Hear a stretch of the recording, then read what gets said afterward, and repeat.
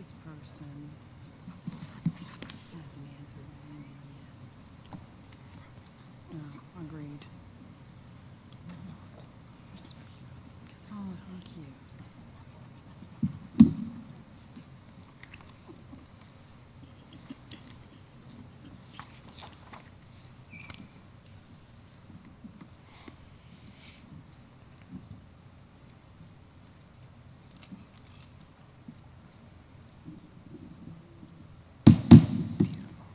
Good evening, everyone. I'd like to call this regular monthly meeting for the Bedford County School Board for October 12, 2023 to order. Ms. Johnson, will you please call the roll? Mrs. Kirby, Here. Mr. Hill, Here. Mr. Daniels, Here. Mrs. Hairston, Here. Mr. Holbrook, Here. Mr. Nelms, Here. Dr. Mealy. Here. Madam Chair, you have a quorum. Thank you, Ms. Johnson. Do I have a motion to approve the agenda? So moved. Is that you? Yep. I have a motion by Mr. Nelms. Do I have a second?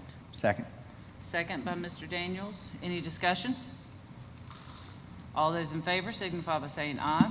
Aye. Opposed? The agenda has been approved. Do I have a motion regarding closed session?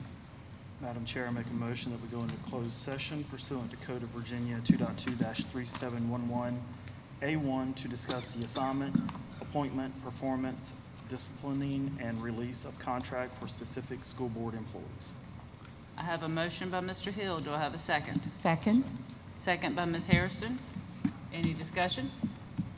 All those in favor signify by saying aye. Aye. Opposed? We're in closed session.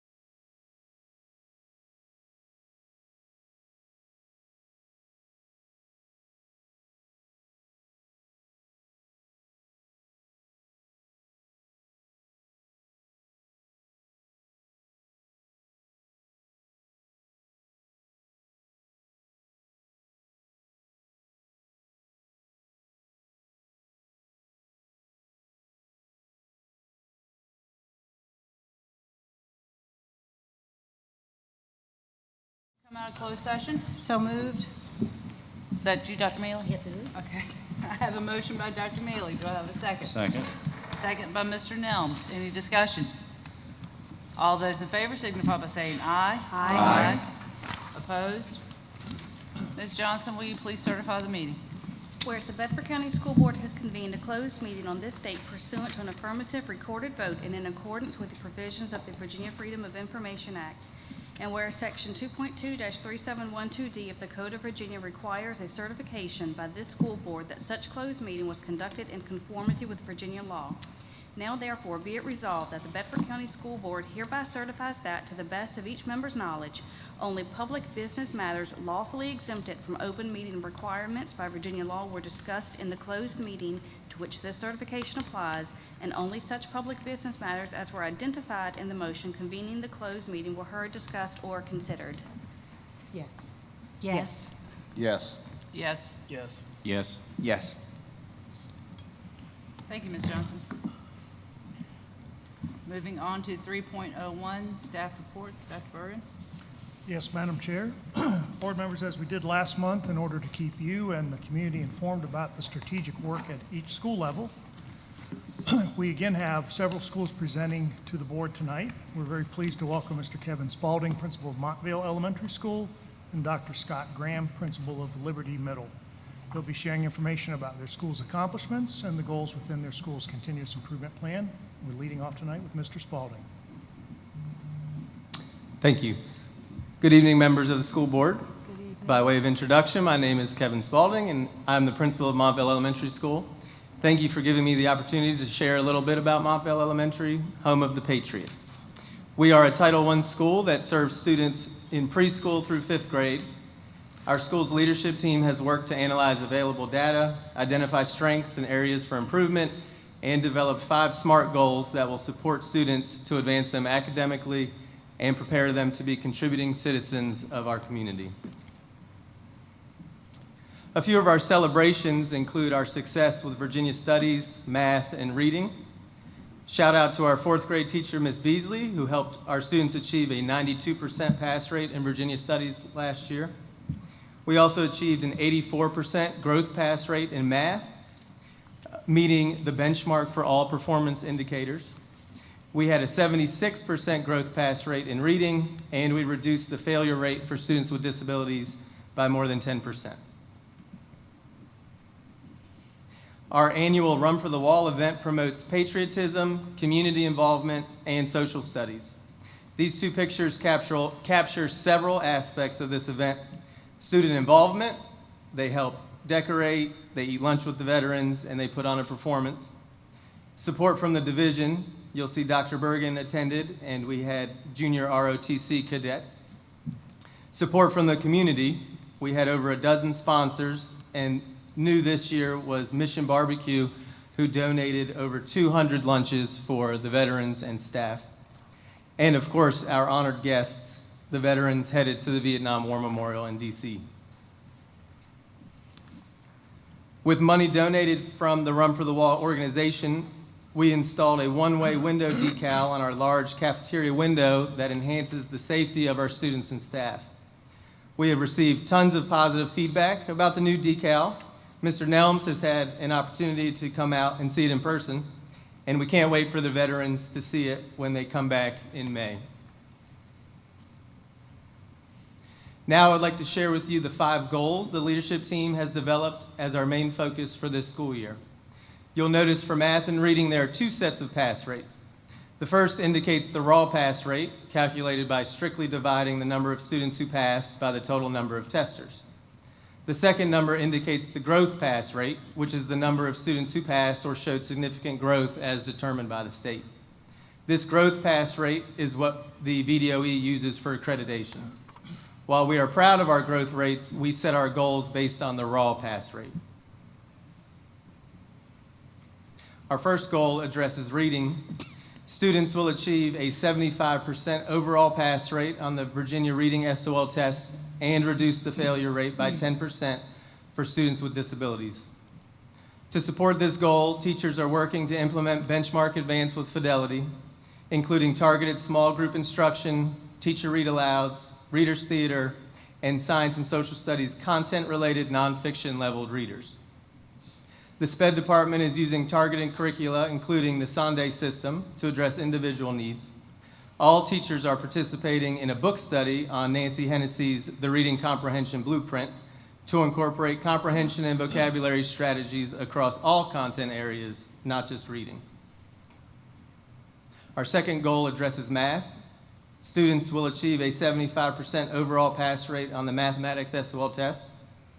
Students met the benchmark for each of the 4 performance categories in math last year, including number sense, which was our focus. Teachers will continue with daily number sense and fact fluency activities, as well as work with Reflex, an adaptive computer program that we piloted at the end of last year. We will also use local remediation funds to hire remediation tutors that will support individual and small group needs during a 40-minute intervention block that we've worked into our master schedule. Our third goal addresses science. Students will achieve at least a 70% pass rate on the science SOL. I have been working closely with the supervisor of science to conduct walkthroughs, observations, and provide professional development. We also created a new resource class called Wonder Lab, during which students can apply what they are learning in science class by conducting experiments, making observations, and participating in hands-on learning. Our fourth goal is a climate goal.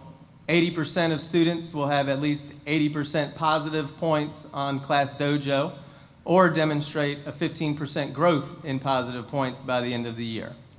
Class Dojo is a school-wide program that helps students and families track behavior progress.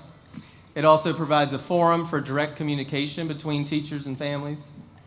Teachers will use student conferences to help students analyze their own behavior data and set goals for improvement.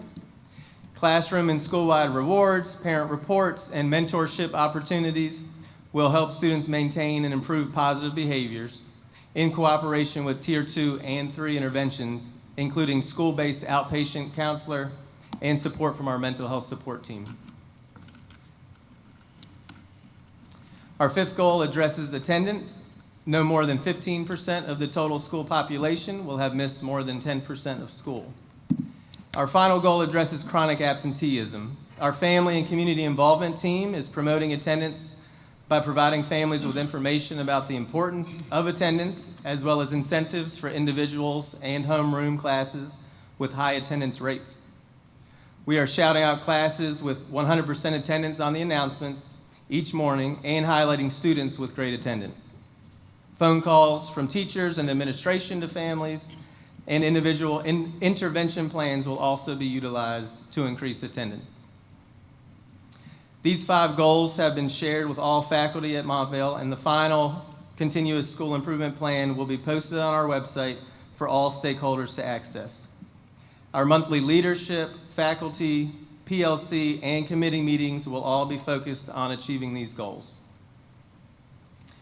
Thank you again for this opportunity to showcase some of Montvale Elementary School's celebrations and goals, or as we often call them, our glows and grows.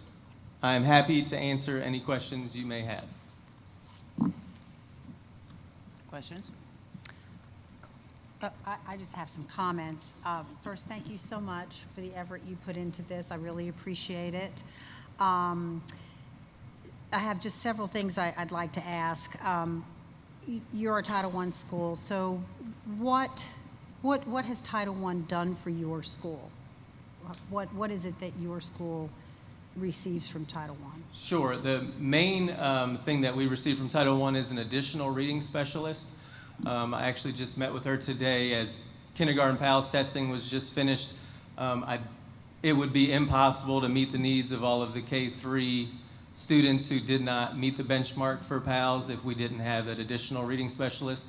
Both of them are booked from the time the buses get there to the time they go back, pulling groups for that 30 minutes so they get an additional 2.5 hours of reading instruction. We also used some of that money for the Reflex math program that we piloted at the end of last year. And then additional funds are used to hire additional remediation tutors when that local remediation money runs out. Okay. Just to comment too, I love the decal. I think the best part of that truly is the fact that, it's a point of safety for the kids, so great thought on that. I really appreciate too your comment that you've based your goals on raw scores. I think that's, that above most things goes a long way, in my opinion, to more accurately representing true student mastery. So thank you for doing that. You mentioned number sense, and do you do anything like math talk? And then what have you seen as a result of number sense? That we know that we all, elementary people anyway, know that that's so hugely important. What have you seen in your students since you started this? What can they do now that, say, they couldn't do before? Well, it makes their operations while they're conducting, learning new math skills, when they're applying that in long division and multiplication, when they're able to answer those fact fluency type things quicker. That's a hurdle that we were seeing a lot of kids. They're getting to third and fourth grade and not being able to apply that number sense and that quick fact fluency to be able to solve those higher level questions. And it's allowing the teachers to get through, basically to keep up with the pacing guide, which is pretty brisk, because they're not having to spend so much time remediating them on just number sense and fact fluency. Do they do math talk as well? Not specifically, no. We had Audrey Bowyer, our math supervisor, came out at the beginning of last year, and actually she's scheduled to come back at our faculty meeting next month. And that's what she focuses her professional development on, is just easy, quick things that all teachers can do, not just in math class, but quick 4 or 5 minute activities that they can open class with, where kids are just manipulating numbers and looking at making sense of numbers. And let me rephrase what I was asking. Do you see through the work that you've done that students are able to, maybe I'll use the word, discuss math more easily because they understand it a little bit more? Yeah, so they're making concrete connections to the math facts so that they can actually apply it in other areas. Yeah. Okay. And just one more question. To what do you attribute the issues you have related to chronic absenteeism? Well, like I said, the main thing that we're addressing is getting information to families.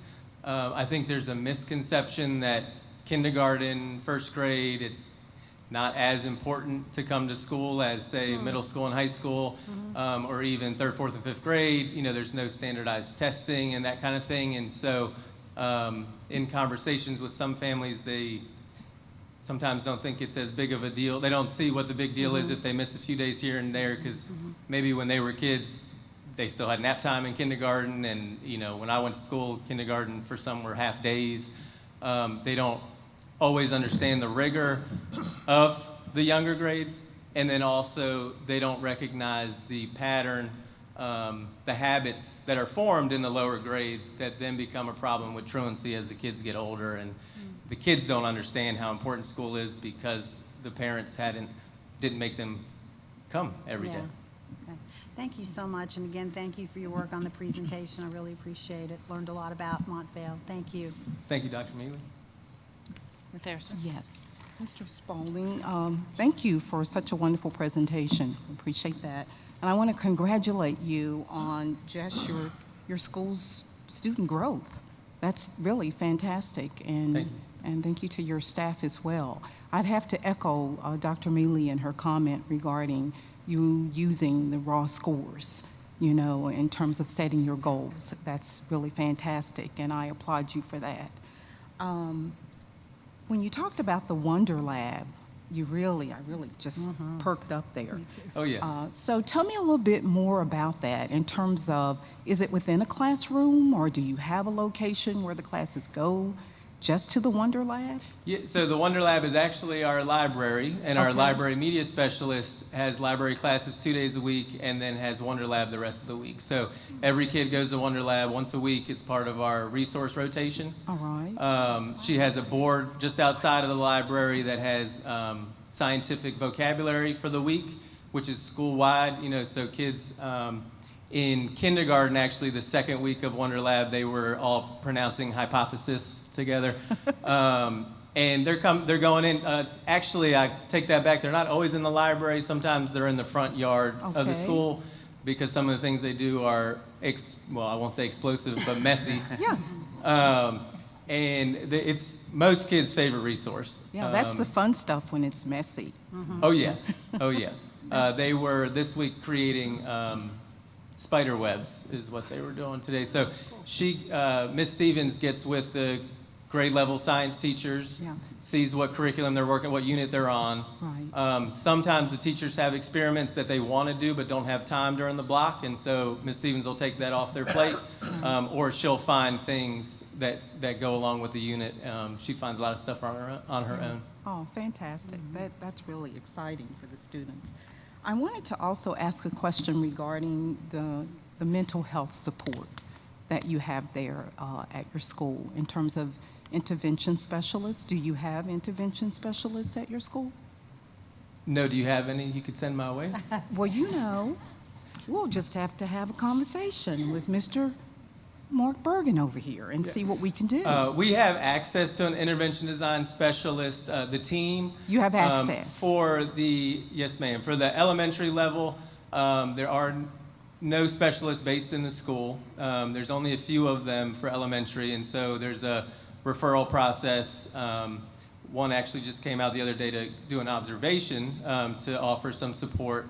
But in my experience in working with IDS, the results come when they're able to spend Right. weeks at a time with not just the student, but also the teacher, so that they can phase out and the teacher can then use those strategies. Also, a lot of times with that extra help, the teacher is able to build that relationship, spend more time with the Yes. child. Yes. It's really not someone else coming in and kind of fixing a problem. It's them coming in to help with the rest of the class so that the teacher can build that relationship with the kid, which is much more sustainable.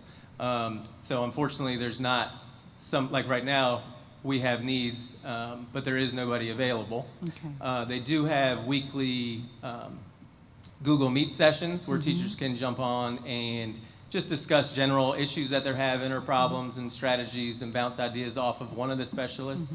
But it is a need. If we could have more intervention specialists, that would be great. We also started a new program towards the end of last year with a partnership with Horizon. And we have an outpatient counselor that comes once a week. And that allows students who need that service. A lot of them sometimes have to leave school to go get Yes. that outpatient Right. counseling. This allows them to stay in the school. It takes them 1 minute to walk to his office, and they still get the same support that they would get if they left and had to go to Lynchburg or Roanoke to get those services. Exactly, exactly. Well, thank you again, Mr. Spalding. I think you're doing a fantastic job. What you have shared with us is so exciting. So Thank thank you. Mhm. Anyone else? Mr. Spalding, I'm not putting you on the spot or anything. I love the way that you said that you refer to your growth as glows and grows. That's really cool. And I know most of the staff that you have at Montvale, you've got an awesome team. That's right. Good job. And Thank you. I've heard wonderful, wonderful things. So Thank keep you. doing what you're doing. We will. Okay, thank you. And Dr. Graham?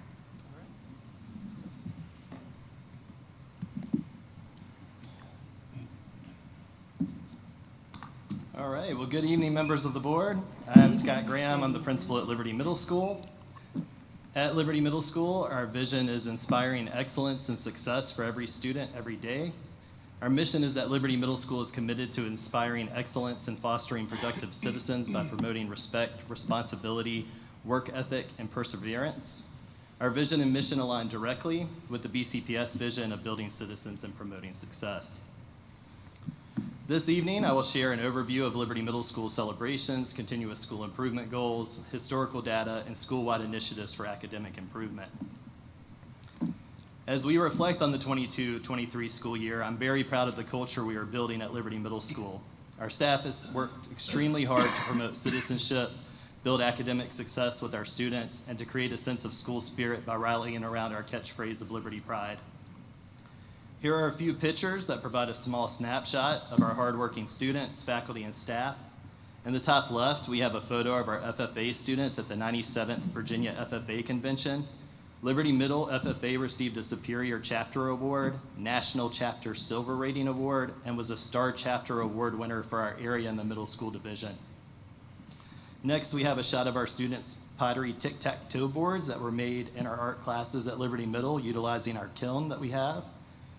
We are also working to increase hands-on labs to reinforce analytical and application skills in science. The next photo shows a group of students working through a lab in their science class. Last school year, we also hosted a Liberty Pride Night during our basketball season. Students stayed after school to eat pizza and to participate in sportsmanship activities. And then they got to attend the girls' and boys' basketball games. This was an awesome event that built a sense of school pride with our students and staff. We are also working to connect students to Liberty Middle School through after-school activities such as clubs, sports, and our 21st Century Learning Grant. We are also excited about our choir program. That's a new program for us at Liberty Middle. It's in its second year, and we are excited to continue to see that grow. And last, we have our mascot who helps us celebrate student successes and always is there to help us promote our Liberty Pride. This list provides a small snapshot of opportunities that positively impact the culture and climate of Liberty Middle School. Our goal is to connect every student to Liberty Middle through clubs and athletics. We are very excited about the work our intervention design specialists through the opportunities and reflection space do to promote student success at Liberty Middle. Our OARS program works with students on a case-by-case basis to teach skills that students need for success in school. They work with students on skills that range from coping strategies to de-escalation techniques to study habits. With the support of our OARS program, we have been able to keep more students in school and promote their academic success through the skill work with our IDS and academic support from the teachers that push into the OARS program. We are also very proud of the support that we receive from our Parent-Teacher Association. They are willing to support our teachers with classroom supplies and celebrations. The PTA supports our students through activities that promote our school culture, like our end-of-the-year festival. We are always looking to grow our membership, and I'm proud to say that we currently have over 100 members. So if any parents out there would like to join our PTA, we would love to have you. We are in our second year of implementing the teaming model at Liberty Middle. We have established 2 teams per grade level that focus on creating community, monitoring student progress, and ensuring that students are supported throughout their academic day. With turnover and the current teacher shortage, we have a lot of new teachers that are young in the profession, and we recognize the need of ongoing support.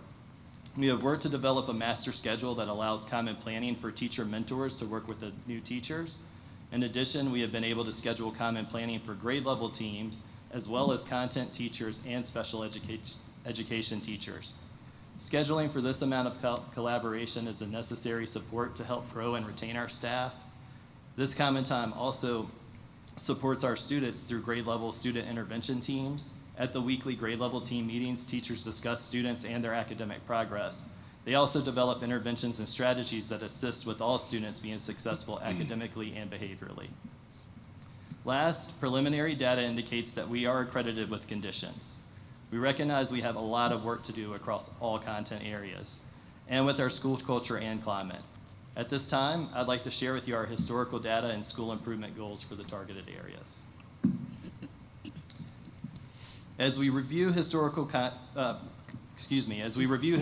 and current academic data, it is important to understand that the results for the 1920 school year are not available due to the closure of schools and the cancellation of state assessments. The 2021 school year results reflect reduced student participation in these assessments due to COVID. The wide variation in participation rates and learning conditions should be taken into consideration when reviewing the 2021 school year data, as scores decreased significantly from the 18-19 to the 2021 school years. You can also see that we are still working to overcome student learning gaps and show improvement. As you can see, English is a major area of concern for Liberty Middle. We saw a decline in scores from the 18-19 school year to the 2021 school year. We rebounded during the 21-22 school year, but experienced a decrease during the 22-23 school year. Overall, our reading and writing scores remain a focus area for Liberty Middle, and we are using an all-hands-on-deck approach for improving these scores. To address the weaknesses in English, based on the 22-23 SOL testing, LMS will increase reading and writing performance of students by engaging students in a reading curriculum that aligns to the content and cognitive level of the standards of learning, as evidenced by a reading SOL pass rate of 75% on English SOL exams, and a 10% reduction of failure for African American, disadvantaged, and students with disability subgroups. For the 2022-23 school year, LMS African American students will improve their overall pass rate from 49% to 54% on the end of the year exams. LMS students with disabilities will improve their pass rate from 36% to 42%. And disadvantaged students will improve their overall pass rates from 50% to 55%. LMS students that received SOL scores below pass proficient will receive English remediation. Remediation will be provided for reteaching and reviewing of identified areas of growth. Engaging in authentic reading and writing experiences will challenge students to gain higher level vocabulary and make connections with real-world experiences. Teachers will utilize student learning data to drive Tier 1 instruction and to provide targeted remediation. In addition to the teacher-led remediation, an English remediation tutor will work specifically with the identified subgroups on targeted skills. English teachers will work within their departments with support from administration and the BCPS instruction team to ensure lessons are fully aligned to the content and cognitive level of the standards. As the department identifies specific needs for students, a 45-day plan will be implemented prior to the SOL assessments in the spring. An emphasis on writing across the curriculum through the implementation of the BCPS writing plan and implementation of the LMS writing plan will reinforce skills through core content subjects. For example, in math, they will do authentic writing on math analysis and applications. Science, they'll look at cause and effect and lab reports. History, they'll continue with their alternative assessments and project-based instruction. In math, Liberty Middle showed a decrease in SOL scores for the 22-23 school year. We maintained a level 1 status due to the 3-year average. LMS will increase math performance of students by providing math instruction that aligns to the content and cognitive level of the standards of learning, as evidenced by a math SOL pass rate of 73% for the 23-24 school year, and a 10% reduction of failures for students with disabilities. The students with disabilities will improve their overall pass rate from 55% to 59% on the end of the year math exams. LMS students receiving SOL scores below pass proficient will receive targeted remediation. The Algebra Readiness Initiative will be implemented for remediation and reteaching of identified areas of growth. The math department has placed a strong emphasis on data analysis from assessments. Calming planning at the grade level with special education teachers happens weekly through the school year. Teachers will utilize student learning data to drive Tier 1 instruction and to provide targeted remediation. In addition to the teacher-led remediation, the Algebra Readiness Tutor will work specifically with identified subgroups on targeted skills as the department identifies specific needs for students. A 45-day plan will be implemented for this subject as well. This will give students the additional support needed for growth. We are working closely with the BCPS instruction team and have been provided with ongoing support from the supervisor of math. Science and history are also a focus for us. Following the 1920 school year, our scores in science and history represent a decline in progress. We have been working to address the weaknesses in these two content areas, and last year saw slight improvements in science and history.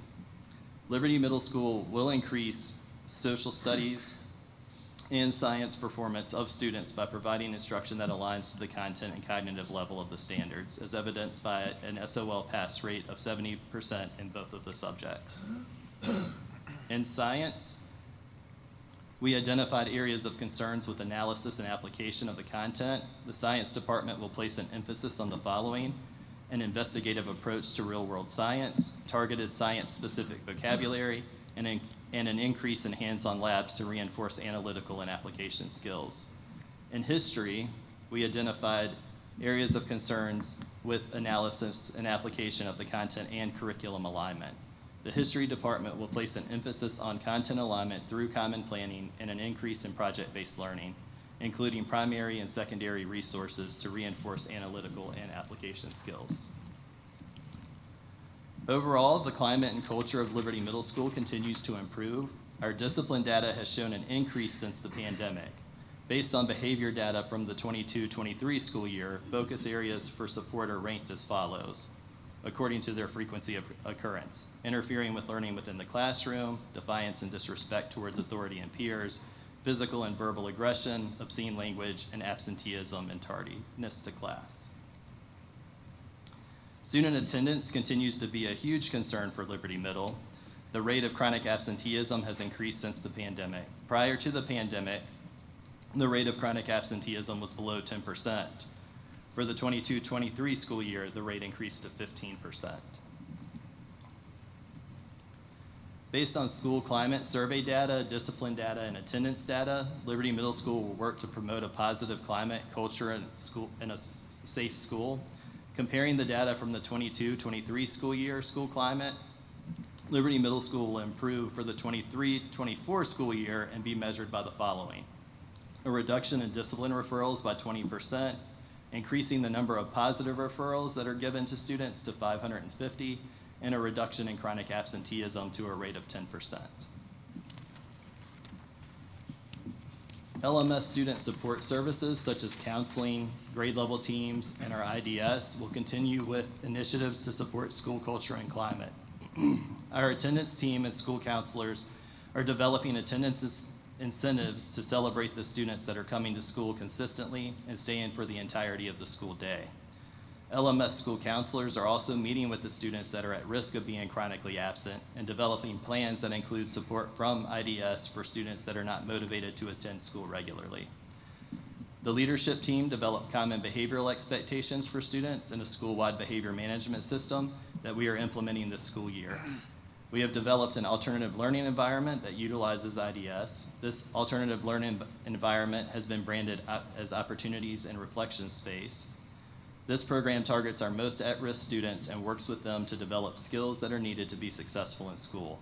We will continue to utilize our mental health support team to provide support for students and staff. As the year progresses, we will continue to revisit our climate data to drive the work of ensuring that Liberty Middle School has a positive, safe, and inclusive school culture and climate. As I wrap up the presentation, you can see that we have a lot of work ahead of us at Liberty Middle. We have worked hard as a team to create plans that are designed to build citizens and promote success. Our plans focus on growing our students and staff to ensure that all students are successful. As we implement these plans, we would love to invite you to Liberty Middle so that you can see our work and experience some of that Liberty pride. Thank you for your time and support. And any questions? Yes, I do. Ms. Harrison? Thank you. Thank you for your report. Appreciate you sharing with us, Mr. Graham. I'm super excited about your focus as it relates to the school climate. I think that's fantastic. It's so important, as you well know, to have a climate that's conducive for learning for our students, and the students are excited about coming to school. And certainly you've laid out some of the problems that you're having there and goals that you've set. I want to just ask a question just to better understand the climate and support for you and your school and your students. So you have a program, I think you called it ALE? Our ORS program. Your yeah, ORS. Yes. Okay. ORS. So I'm curious as to the staff. What does that look like? How many staff members is supporting that Sure. program? Yeah, so we are lucky enough to have 2 full-time IDS staff members. One's an IDS 1, like a lead, and then the IDS 2. Okay. And they work collaboratively.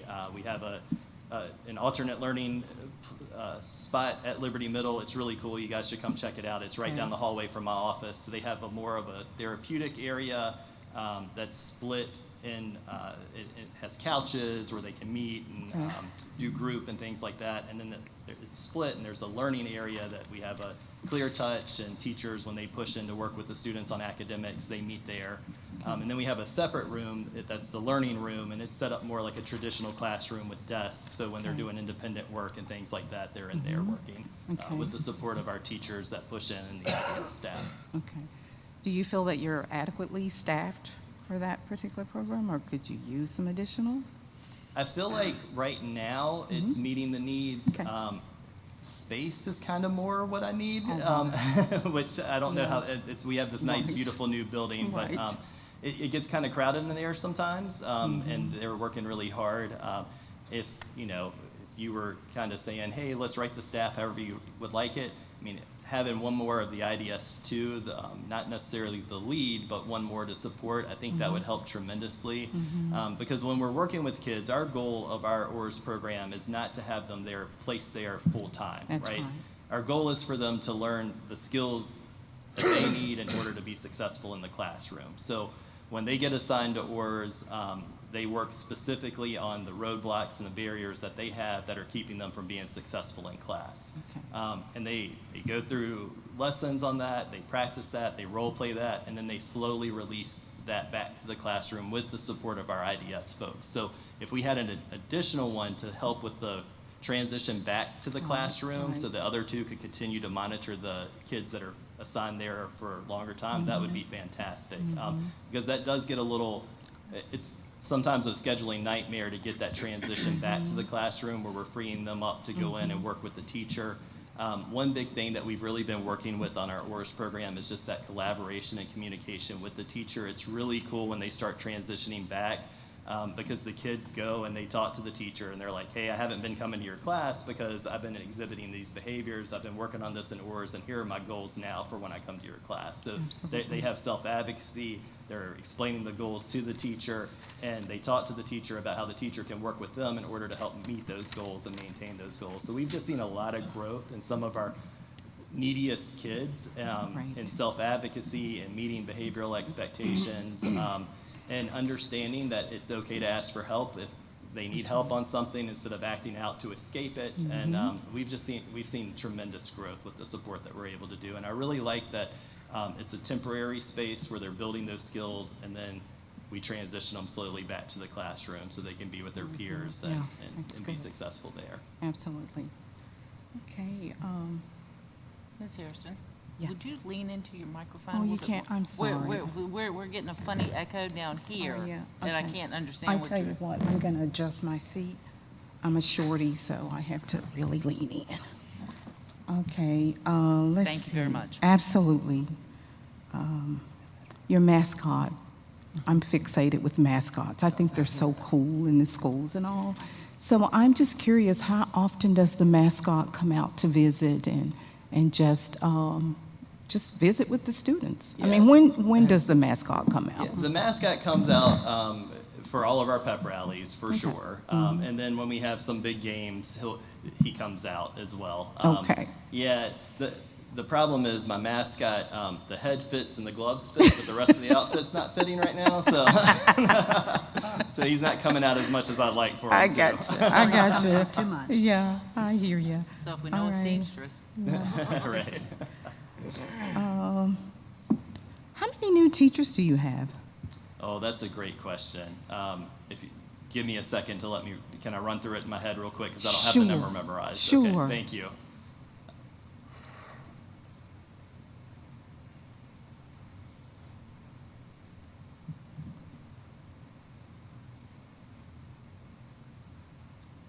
So we have 11 new teachers.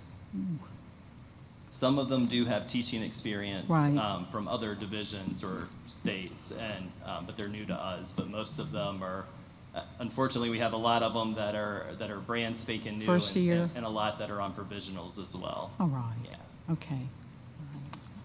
Mr. Graham, thank you. And I look forward to hearing more wonderful things coming from Liberty Middle School. Thank Thank you. hey, Dr. Mila. Well, first I want to say, Dr. Graham, let that sink in a minute. Yeah. Doesn't that sound nice? So nice to have it. I know. You get to read whatever you want now. So congratulations on Thank earning you. your doctorate. It's a huge accomplishment. I want to just say also your presentation, like Mr. Spalding's, was just really good. I think you gave us a lot of good information, so thank you for your work on that.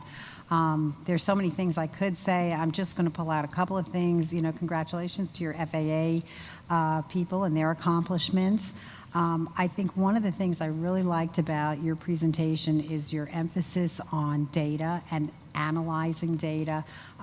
You said we have a lot of work to do at Liberty. Well, I think, from working at Stewartsville, you remember one of the biggest things is looking at each other saying, we're not where we want to be, and how do we fix that, and being okay with it, and figuring out, okay, what do we need to do? So your constant analysis of your data is, I think, so noteworthy, because that's where the rubber's going to really meet the road. And you talk about your teaming model and the fact that, excuse me, that you have teams that are meeting and emphasizing just the performance of each student, and that's what it comes down to. There's no magic bullet or magic pill. It's just looking at each child and making sure that you've addressed the needs of those children. So thank you so much for doing that. And I have to also echo some of Mrs. Harrison's comments about the OARS program and your ALE. We want our kids to be successful, and I think there aren't a lot of kids. There are some, but most kids come to school wanting to be successful, but unfortunately they lack the skills to do that, and it may not be the academic skills. It can be the emotional skills that you're working on. So I really think that's a really important thing that you're looking at, and I agree with you. You don't want students in there for extended periods of time, enough to help them, and then hopefully matriculate them back to their classroom. So, but thank you for doing that, because I think that's just so important. The all hands on deck you're looking at to help improve your scores, and the fact that you spoke to what you're specifically doing for your subgroups. All groups are important for sure, but typically our subgroups are the students who experience achievement issues, and that they're important too. When you look back on the No Child Left Behind Act, there were a lot of things you didn't like, but I did like the name. We don't want to leave a child behind, no matter what their disability or issue. So thank you for that. You mentioned several times too the analysis and application, even in science or in math, and that's so critical to mastery. So I mean, if you can understand what you're doing that isn't working, which it sounds like you've all put a lot of thought into that, and then you can teach kids to analyze and to apply, that's going to just make a huge difference in your in what you're able to do for the children. Data analysis is just critical. I mean, that's the heart of what we do. So thank you for doing that, Dr. Graham.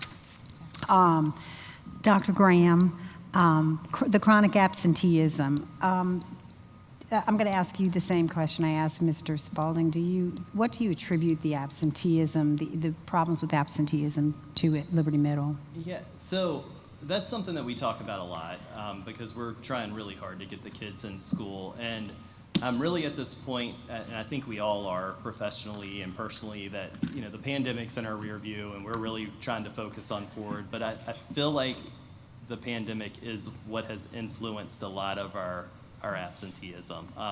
We closed school the 1 year, and we were kind of like, we're going to provide you education, but we know not everyone has access. And so I felt like that may have set the precedent a little bit that school was optional. And then I feel like we did a great job here in Bedford County making sure our elementary kids came to school every day, and our kids were, secondary kids were coming to school at least every other day, some a full week if needed be. But there was a lot of leniency during that time. A parent could just say, they tested positive, they're out for a while, or we had we were exposed to someone, and I feel like a lot of bad habits, unfortunately, were formed during that time because kids were missing school quite a bit. Even though we tried to capture that and get them here as much as we could, the reality was we were quarantining and sending kids home, and they were missing weeks on weeks, and they ended up doing okay. And so I feel like the messaging that was unintended there was, oh, well, if they can be quarantined for a week and still be able to pass the grade,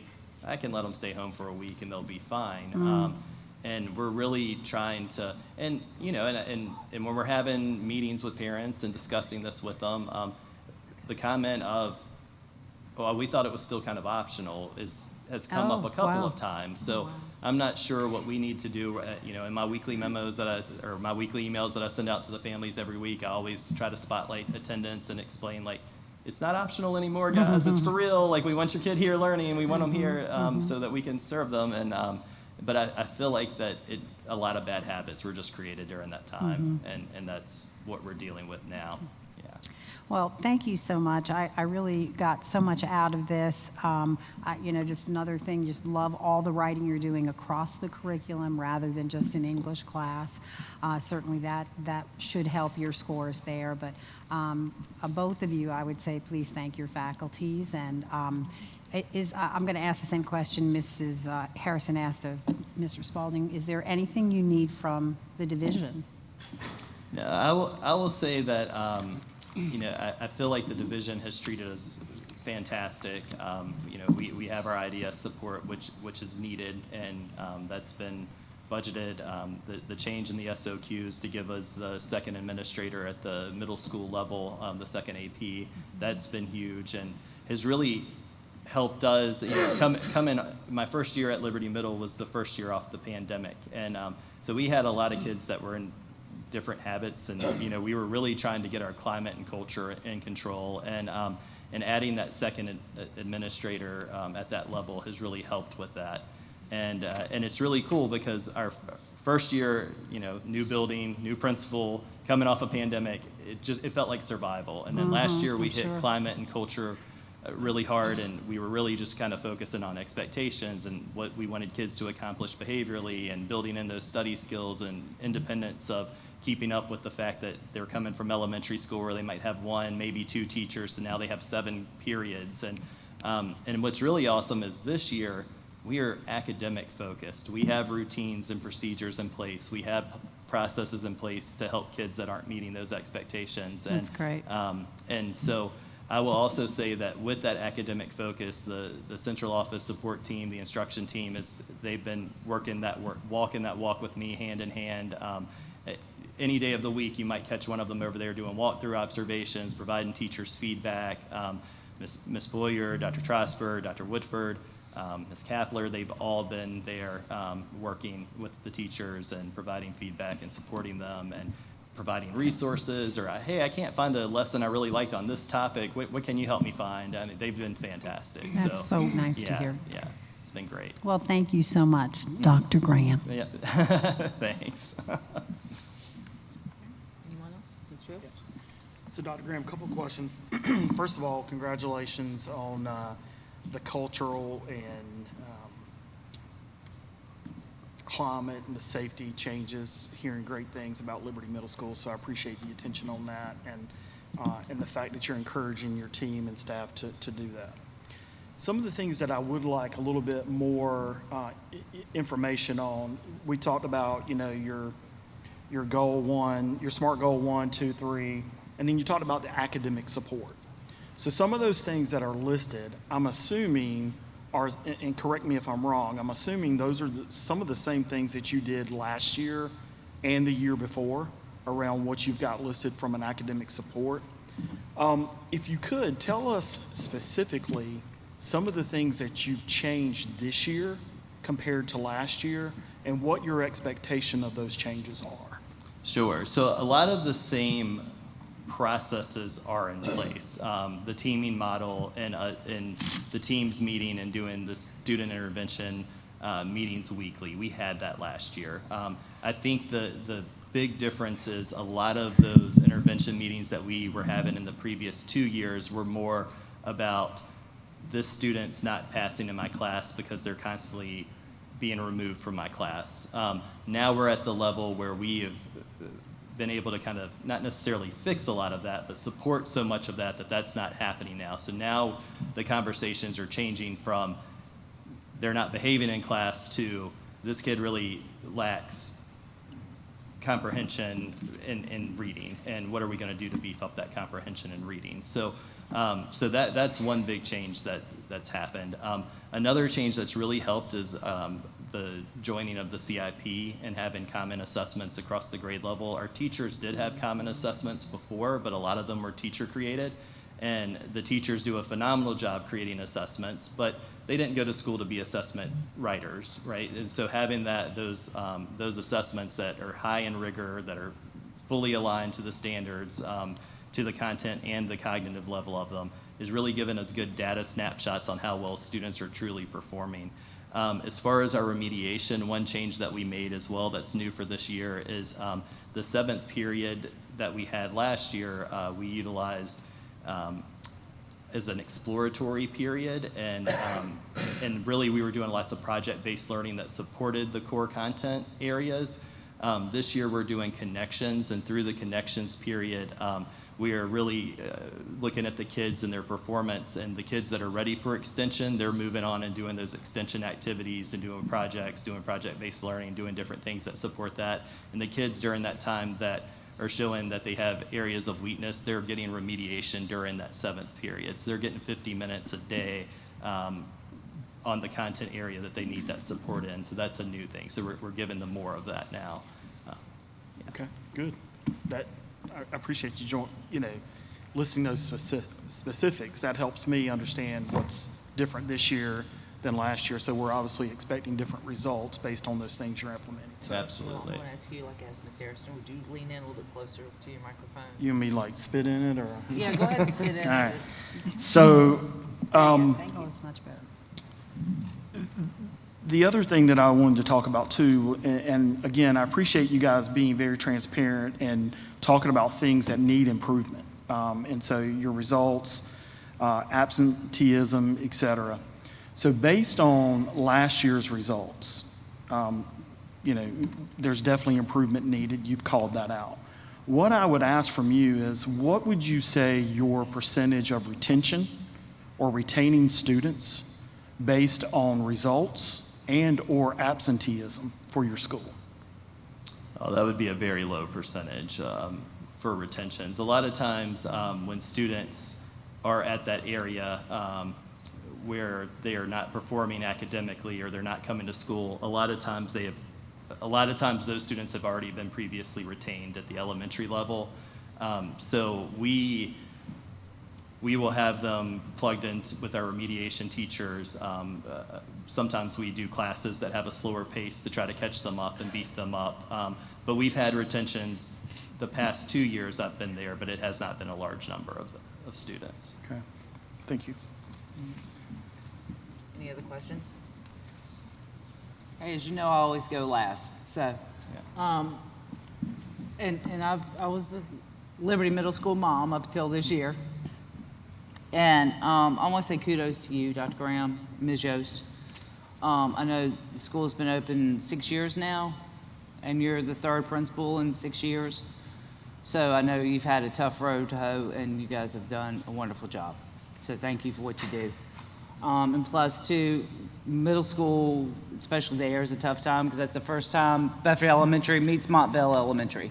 And at that age group, more power to you.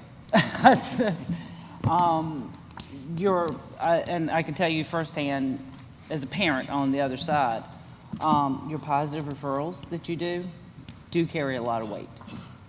It gives a sense of pride that you may not see because the kids have to be cool and they have to hide it. But it really comes out at home. It really does. So thank you for doing that.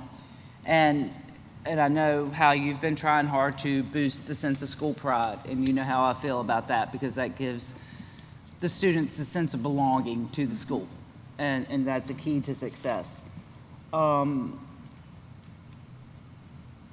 Your ORS program, I understand your climate there because I hear stories as a parent too. And I think it's a wonderful thing that you're doing in the way you're doing this and trying to help these kids adjust. Because unfortunately not all of us come from wonderfully blessed homes. And you guys have a lot of challenges. And I appreciate the way that you're handling them and the way that you handle them with dignity to the families and to the students. So, and that's all I have. I'm sure there are no more questions. Okay. Thank you both for showing up. You did a wonderful job. Thank you, guys. And you can officially take a deep sigh now because you're off the hook. Okay, moving on to 3.02, updates on All in Virginia plan. Dr. Bergen? Yes, ma'am. So board members, at last month's meeting, we shared information with you regarding a significant financial investment by the governor and the legislature, just north of $400 million statewide, to support school divisions across the Commonwealth in recovering from learning loss and chronic absenteeism as a result of the pandemic. The governor referred to this new funding as his All-In Virginia plan. Since we were last together, the last board meeting, we have continued to receive evolving guidance from the VDOE on the use of this funding. For those board members who were serving on the board during the pandemic years, you might recall how the messaging seemed to frequently change and oftentimes led to a sense of uneasiness or frustration for our students, parents, and staff. And would you also lean in a little closer?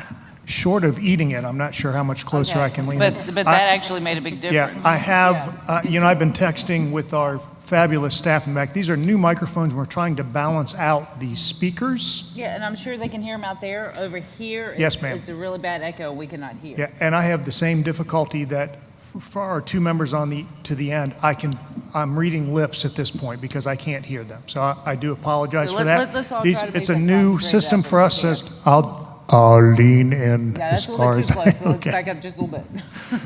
Okay.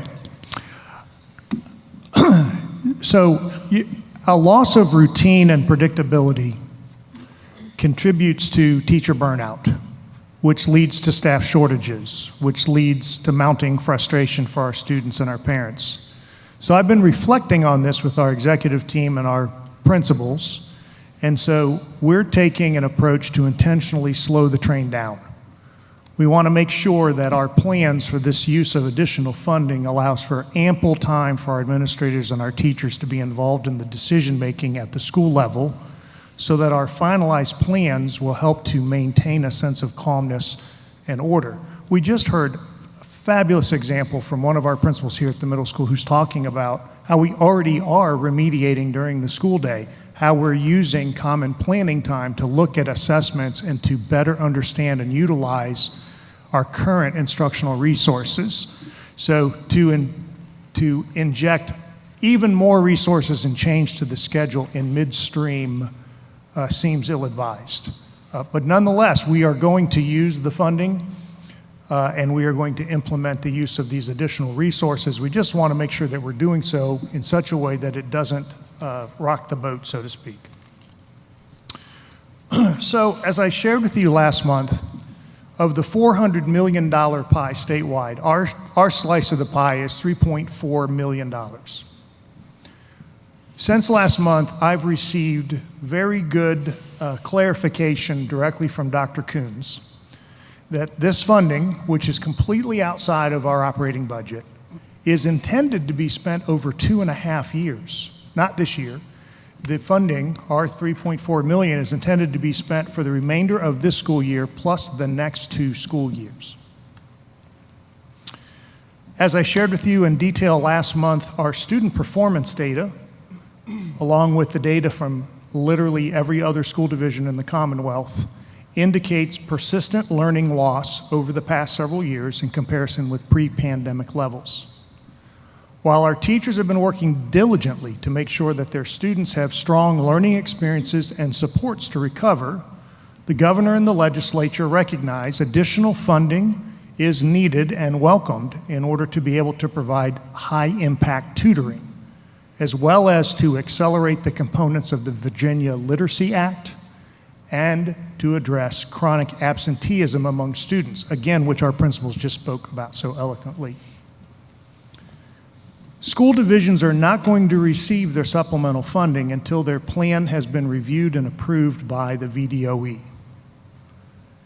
Since we were last together, the VDOE website has been updated to include detailed information about the All in Virginia website. And I noticed, I checked earlier before the meeting, no school division plans have yet been approved by the VDOE. In fact, there's just a handful of plans that are currently in receipt and under review.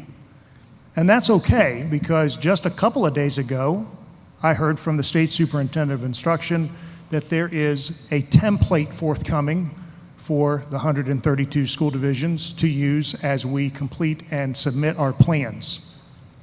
Again, I appreciate the evolving guidance from the VDOE. It's just, in some respects, been a plane that we're flying while we build it.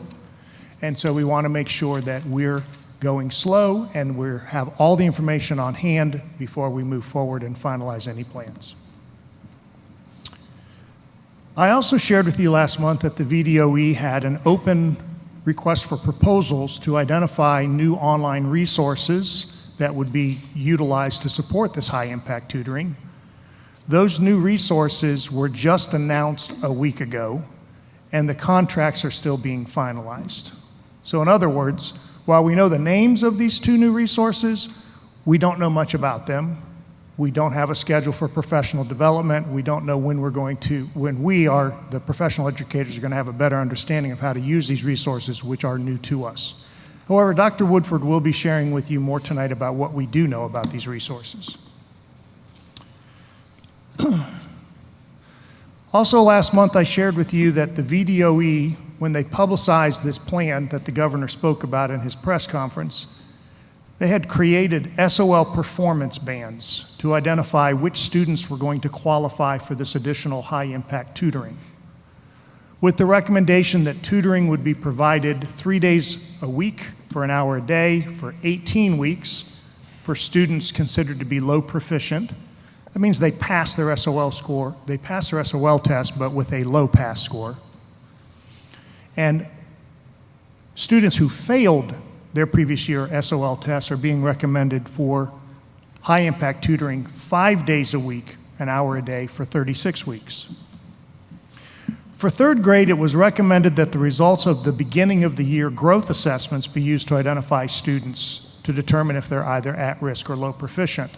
And now that all of the third graders across the Commonwealth have completed these growth assessments, it's been determined that those performance bands are identifying nearly every third grader in the state. Just for context, here in Bedford County, our third grade beginning of the year performance results indicate 87% of our third graders would qualify in reading and 95% of our third graders in math. So in a webinar yesterday, Dr. Coons acknowledged herself that these extraordinarily high percentages, which are extraordinarily high in every school division, not just Bedford, may be over-identifying third grade students in need of tutoring. For grades 4 through 8, the VDOE provided recommended performance bands that identified at-risk students based on their previous SOL assessments in math and reading. The percentages of students identified in grades 4 through 8 are not quite as alarming as those for third grade results. However, if you listen to the governor's press conference, he himself said that upwards of 75% of all students across the Commonwealth in grades 4 through 8 were considered to be at risk or low proficient. So for context, here in Bedford County, the percentage of students who are either at risk or not proficient in grades 4 through 8 range from 53% to 64% in reading, and for math, range between 52% and 66%. So again, in the webinar yesterday, when speaking about the potentially over-identification of students for high-impact tutoring, Dr. Coons shared that school divisions should be using these recommended performance bands as a starting point, but must consider other relevant sources of performance data, such as this year's current PALS assessment and the just completed first quarter benchmark assessments that our principals were just speaking of, as well as teacher assessments from this first 9-week grading period. So I'll now turn the presentation over to Dr. Woodford, who's going to be sharing more details with you about the development of our tutoring plans, the conversations we've been having with our principals, and about these tutoring platforms that have just been announced by the VDOE. She also will be sharing information about how we intend to use the governor's all-in plan to accelerate the components of the Virginia Literacy Act, which is encouraged and actually a part of the legislation, and how we're proposing to use the allocated funding as intended to address chronic absenteeism. Dr. Woodford. Thank you, Dr. Bergen. So there are 3 areas that the All in Virginia money is designed to support. We are currently finalizing the grant application for disbursements of funds and are looking at grant-funded positions for tutoring, school support, and truancy. I do want to mention that none of these positions that we might mention tonight will increase our current budget or our budget in the future. We are looking at positions that would be funded 100% with all-in Virginia money. The first and largest prong of the money is focused on closing the learning loss gap and focusing as much time as possible on high-intensity tutoring. We have continued to meet with our principals and state leaders, other school divisions, and as Dr. Bergen mentioned, we decided that we're going to take an urgent but cautious approach to this rollout. As Dr. Bergen mentioned, our plan is to create solid, well-thought-out plans with enough support for teachers and schools to be able to manage the tutoring and the computer programs without overwhelming anyone. We want to plan and be ready, but not roll anything out until we have all the information we need to make good, consistent plans that will not be changing every week with new information. Therefore, our current plan is to launch the tutoring at the start of second semester of this school year. Between now and then, we are tentatively looking at schedule adjustments needed to give us additional time during the day for tutoring, planning for possible before and after school tutoring opportunities, and engaging our staff in those opportunities. Many of our schools already have a remediation intervention time built into the school day, so we're hoping that the disruption to core instruction would be completely limited, that we will use those current remediation times, enrichment times for tutoring. Schools have been given a list of students that have been identified for tutoring, and they're beginning to add multiple data points to those students who were initially identified with data. For our students who pass their SOL test, schools are looking at additional data such as PALS, benchmarks, growth assessments to decide if those students do or do not need tutoring. Some of those students who were identified as at risk scored as high as a 450 on their SOL test. And so we believe that a lot of those students are doing very well and may not need an additional hour of tutoring each day. We've also been working on the grant that needs to be submitted to the state that lays out how the money will be used and we've worked together with Human Resources and Finance to develop a formula for allocations for our schools so that they will know the amount of money they have so they can hire tutors and teachers with additional money. We are also preparing job postings that will be needed if we have to if we have to hire tutors outside of our teaching staff. We want to be sure those job postings are ready to go as soon as we know what we need in each school. We also have people working with students that may need some additional support with training for tutoring if they're not educators. We also know that once we identify people who are working with students, if they are not on our staff already, we'll have to hire them, background check them, and then put them through a significant amount of training. Once we decide on a schedule, we will notify parents and send out information to them. And we'll also ask those parents if they want their children to participate in tutoring if their children have been identified. They have the ability to opt in or opt out of tutoring possibilities and opportunities. The VDOE did announce last Thursday that the 2 online platforms they are contracting with are Ignite Reading, and that will serve our students in need of tutoring in reading, obviously, and Zern for students needing math tutoring. The VDOE is still in contract negotiations, so at this point we don't have any information about the amount of training, the type of training on how to use the platform, how much time that will take. We have not learned how we will communicate between our PowerSchool system and these platforms to load student information and teacher information. We don't know how teachers are able to access and group their students. And we really don't know a lot about what the programs look like and the tutoring lessons that come with those programs.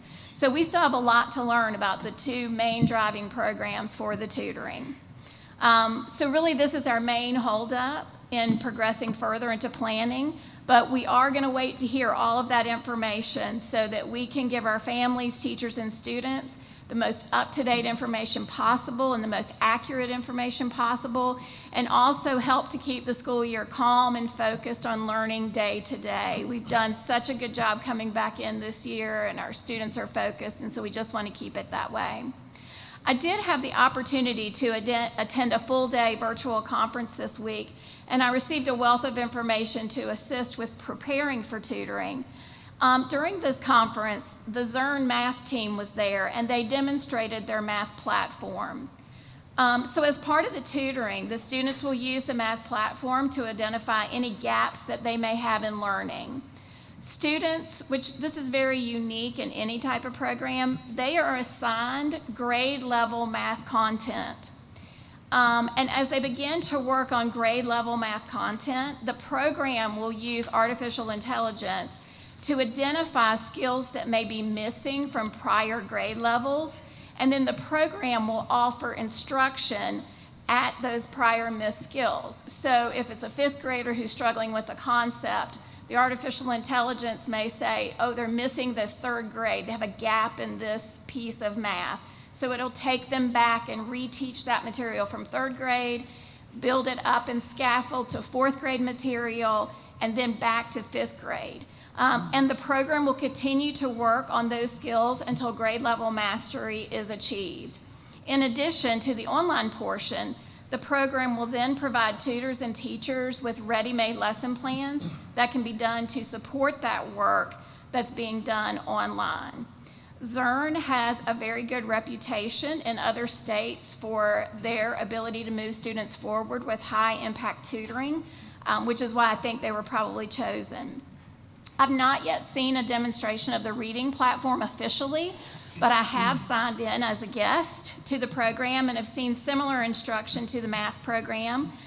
They also have an interesting feature of online tutors that provide tutoring online through the company, and it is synchronous tutoring.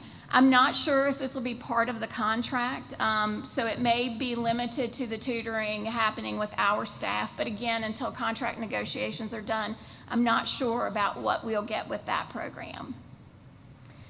So the second portion of the money, which is 20%, will be used to accelerate the rollout of the Virginia Literacy Act. As we shared last year, the focus of the Virginia Literacy Act is to focus on the science of reading to ensure our students are reading at grade level and supporting students that are struggling. Part of the Virginia Literacy Act is the addition of reading specialists in middle schools, which will eventually be funded in future years by the state.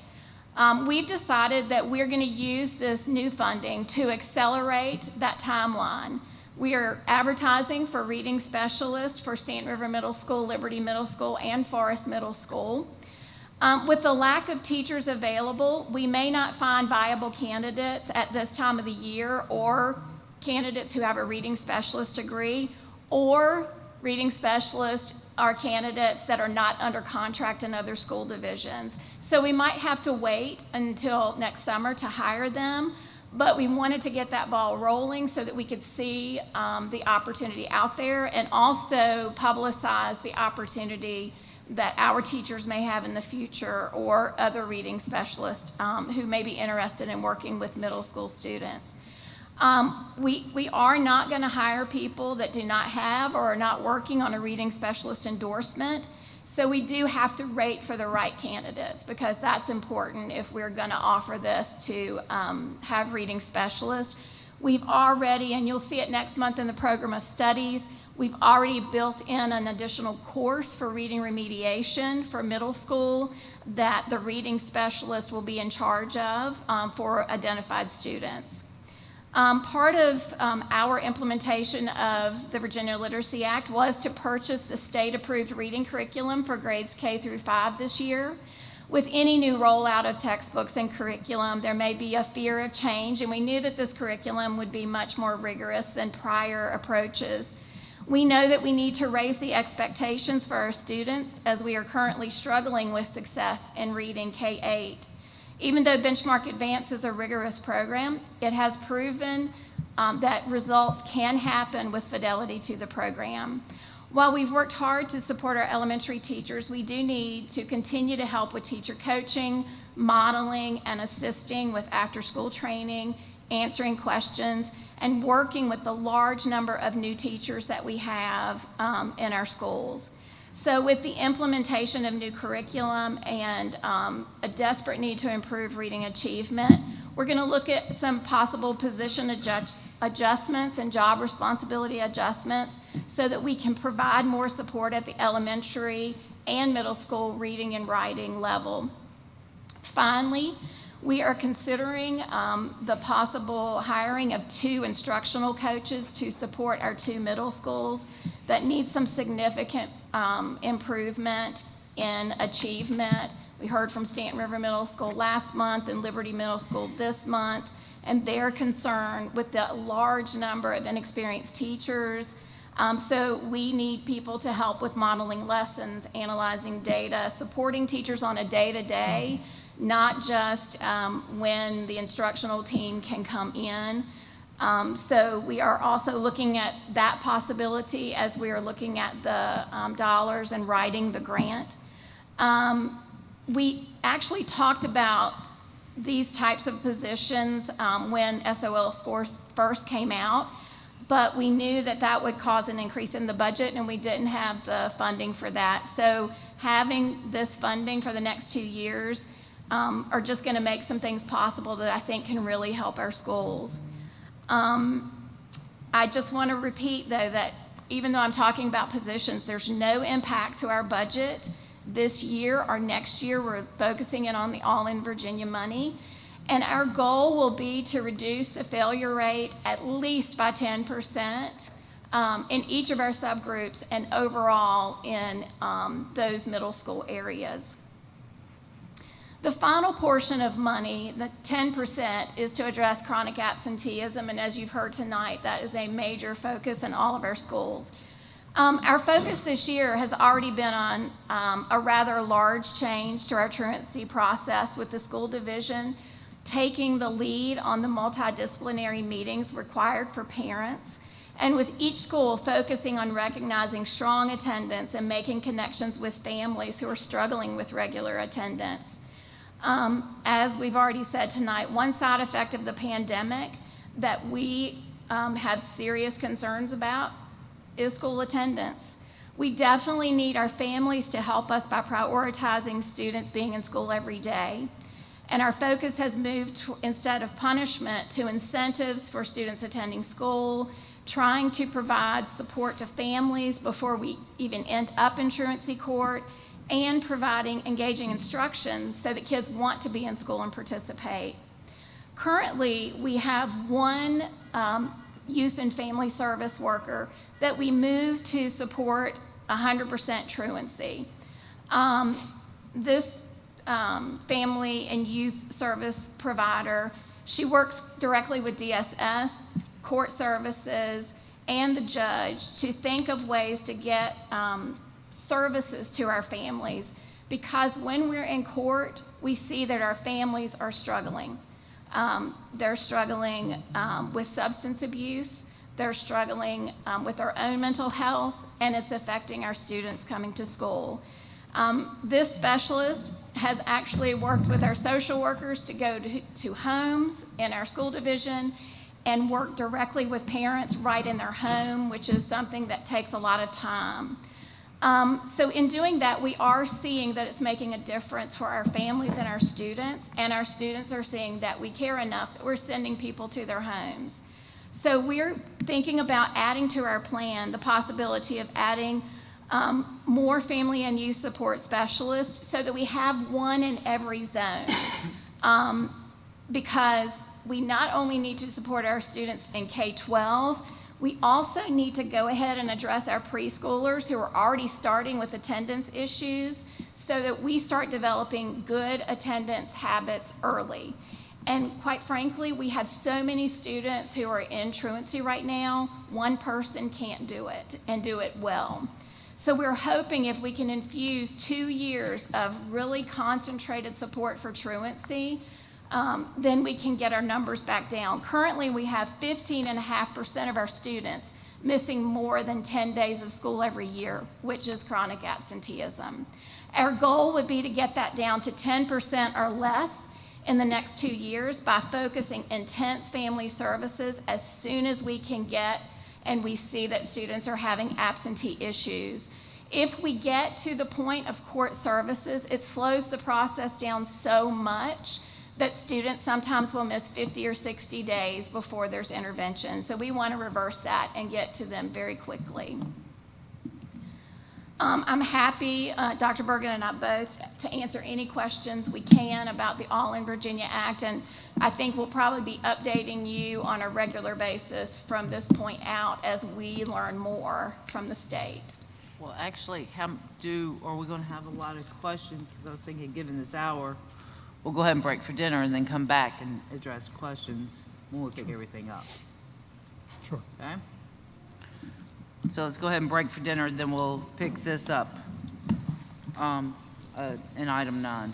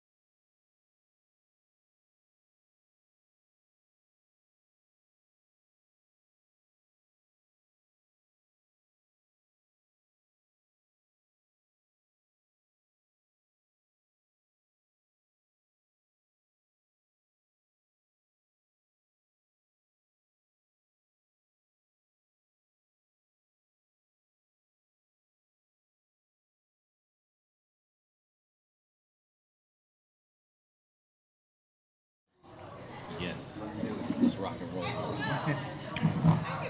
As soon as she gets up here. Because right now I don't have majority of the board.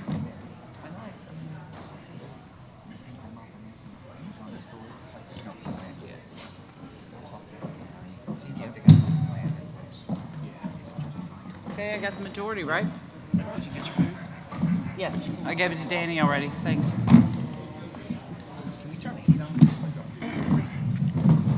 Let's roll. Okay. Good evening, everyone. I'd like to reconvene this regular monthly meeting of the Bedford County School Board for October 12, 2023. Will you please join me in the Pledge of Allegiance? I pledge allegiance to the flag of the United States of America and to the republic for which it stands, one nation, under God, indivisible, with liberty and justice for all. Thank you very much. Okay, now we're going to move on to 7.02, recognition of staff and students.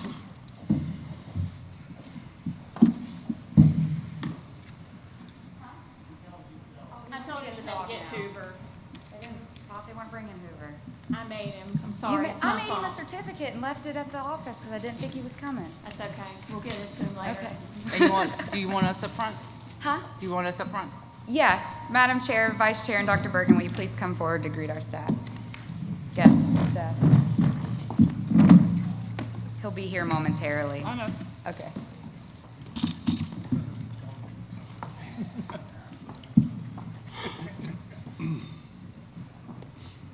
I even made him his cute little certificate, and then he told me he wasn't coming, so.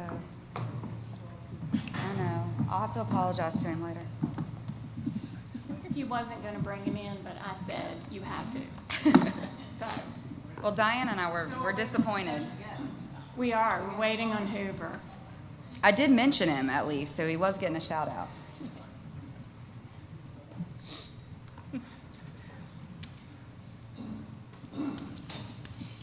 We have special guest appearance. Right. Come on here. You might have had to use the facilities first.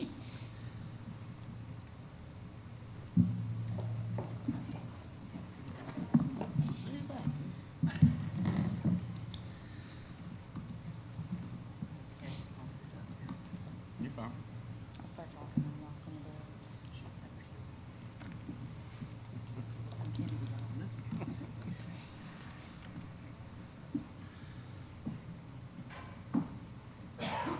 He's gonna be like Miss America when he walks in. Honestly.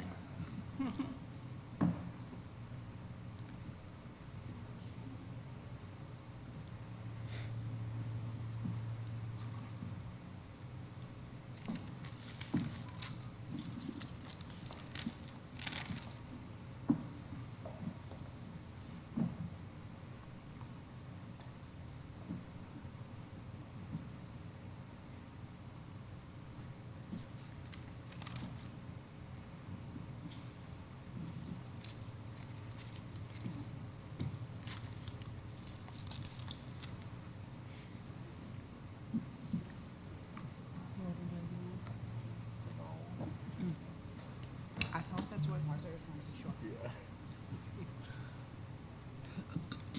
Storing my wife. Waiting on the kids and the dog.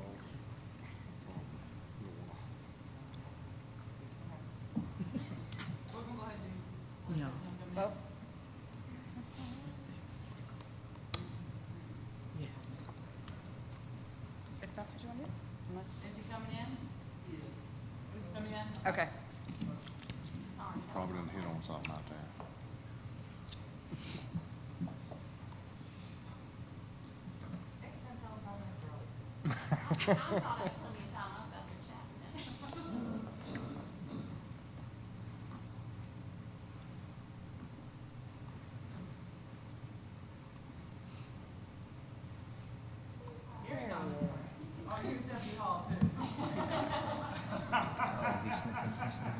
All right. Well, the men of the hour, School Resource Officer Sergeant Hall is being recognized for his achievement of SRO of the Quarter for the Virginia Division of Criminal Justice Services. Sergeant Hall was nominated.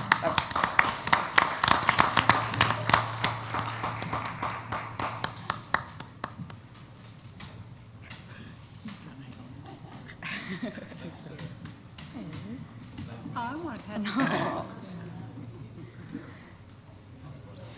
Sergeant Hall was nominated by Dr. Ernie Sawyer, Assistant Principal of Liberty High School, where Sergeant Hall has served as SRO for the past 5 years. Dr. Sawyer identified Sergeant Hall's strengths in connecting with students, meeting them on their level, and helping families navigate challenges both at school and home. Sergeant Hall made an enormous impact on the LHS community when he brought the Youth of Virginia Speak Out, YOVASO, program on board. With his involvement with YOVASO, students have learned more about the dangers of drunk driving, seatbelt safety, and other student driving needs. With the help of his partner, K-9 Lieutenant Hoover, Sergeant Hall has further built relationships by allowing staff and students to interact daily as he is a presence on campus. Please join me in congratulating Sergeant Hall and Lieutenant Hoover for SOR of the Quarter.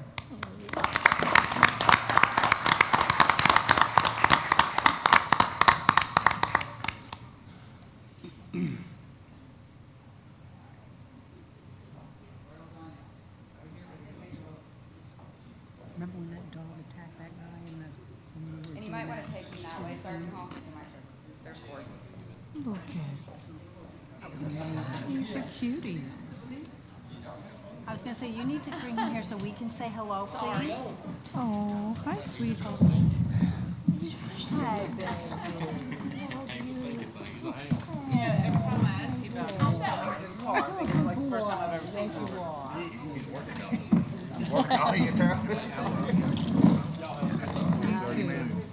It is a stinky dog. Congratulations. He works. That's better. Thank you, Hoover and Deputy Hall, Sergeant Hall. I could not. It's all about priorities, right? That's like a human being in your house. Okay, moving on to public comment. Now, I know these microphones have been acting up, so I'll try to do better. The public comment portion of tonight's agenda is limited to 40 minutes. Speakers are asked to state their name and voting district. The school board is here to listen to your comments, but will not engage or respond to speakers during this 40-minute period. Please remember that this is a public meeting and that we expect all speakers to refrain from any foul, profane, abusive, or hateful language during their comments or any time while in attendance during this meeting. We also ask that speakers keep their remarks objective and about the school in nature. Please keep all comments limited to matters related to the public schools, and any comments that are harassing or amount to a personal attack against any identifiable individual, whether board member or staff or student, or having the potential to cause unnecessary delay or disruption to this meeting are prohibited. This is a public meeting for public matters. If a speaker is not present when their name is called, we will proceed with the next name on the list. An individual who has not signed up to speak may not substitute for that time slot. Individuals will have 4 minutes to address the board. An alarm will sound when an individual has 30 seconds remaining, and then a second alarm will sound when the allotted 4 minutes have expired. When the second alarm sounds, please discontinue speaking and allow the next person in line to come to the podium. Should you be unable to finish your comments, please give them to Ms. Johnson, and she will give them to board members. And we also, it's special tonight since we're having audio difficulties, please do not adjust the microphone at the podium as it has been positioned for optimum audio quality. Our first speaker tonight is Dora Purvis.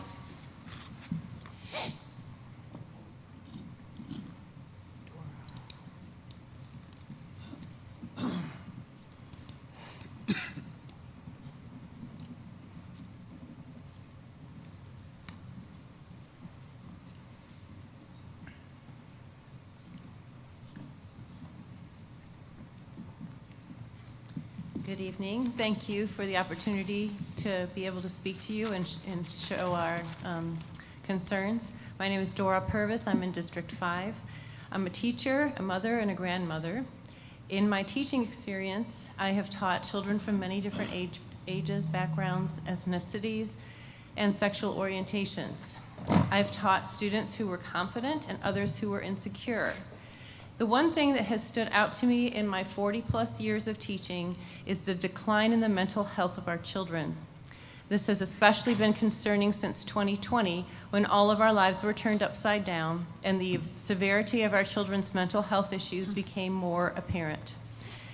Social media has had a huge impact on our youth as they retreated from society and entered the artificial world of the internet.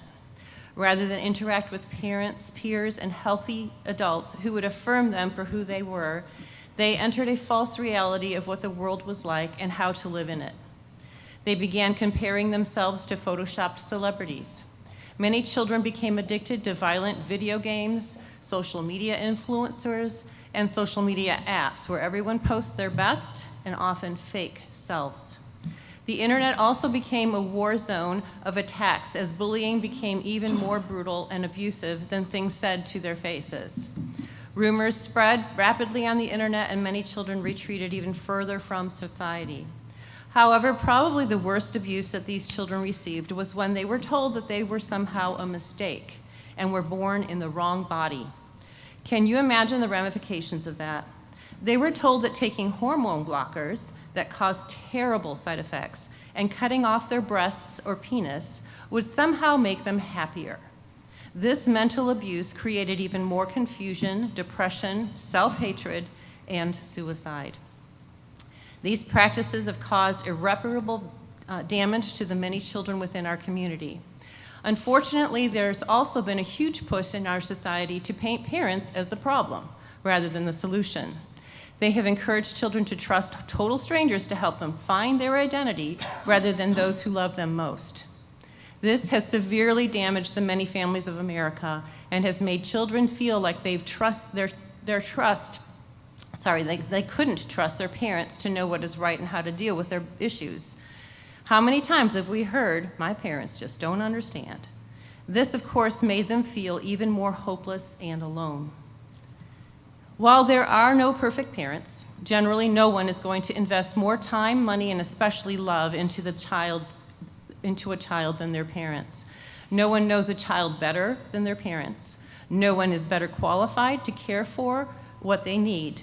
Not a teacher, not a counselor, not even a pastor knows a child like a loving parent does, with very few, if any, exceptions. So I have 3 requests. First, I ask you to please vote yes to Governor Youngkin's proposal presented here today. Secondly, I would like to further ask that the board consider having T for Tactics come and help educators recognize the signs of any major behavioral changes for the purpose of informing the parents before anything serious can happen. And I can help you with this and get connected with them. Thirdly, I also ask that the Bedford County Schools website include an easy-to-find tab that includes all mental health resources available to our community. I look forward to working closely with you on this issue as I am hopefully will be elected to the school board in District 5. Thank you. Thank you, Ms. Purvis. Amy Sneed.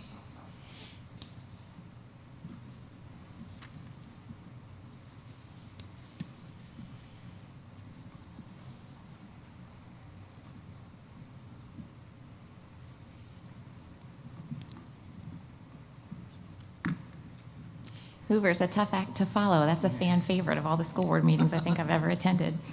My name is Amy Sneed, District 7 with Moms for Liberty. While you hear my voice speaking today, I'm representing the voices of hundreds of teachers from across Virginia who support Governor Youngkin's new model policy for students. Teachers whose voices are often drowned out or silenced by organizations who claim to represent them but do not. I'll be sharing quotes from teachers both in Bedford County and from across the Commonwealth. Some of the quotes you will hear are from teachers whose school boards are refusing to comply with the newly instituted model policies, and those teachers desperately wish that they would. Case in point, a Prince William County teacher recently shared, quote, "Gender fluid students at the early elementary level in which I teach are an added stress on the teacher and all students. School is first and foremost a place to learn. Our focus as educators needs to be solely on closing gaps and making achievements. We should not be tasked with balancing accepting rules that we, the teachers, don't fully understand, or deem morally acceptable. The governor's model policy allows us to do just that. A middle school teacher in Bedford County says, quote, "We are grateful for Youngkin's policy. As teachers, we have a lot to do. If we can just teach and put it back on the parents, we can go home with a sense of peace and normalcy. It takes a lot of pressure off of us not having to hide anything from parents." From an educator in Loudoun County, quote, "Governor Youngkin's policies allow for teachers and, most importantly, parents to be involved in the education and everyday interactions that go on with their child's school day.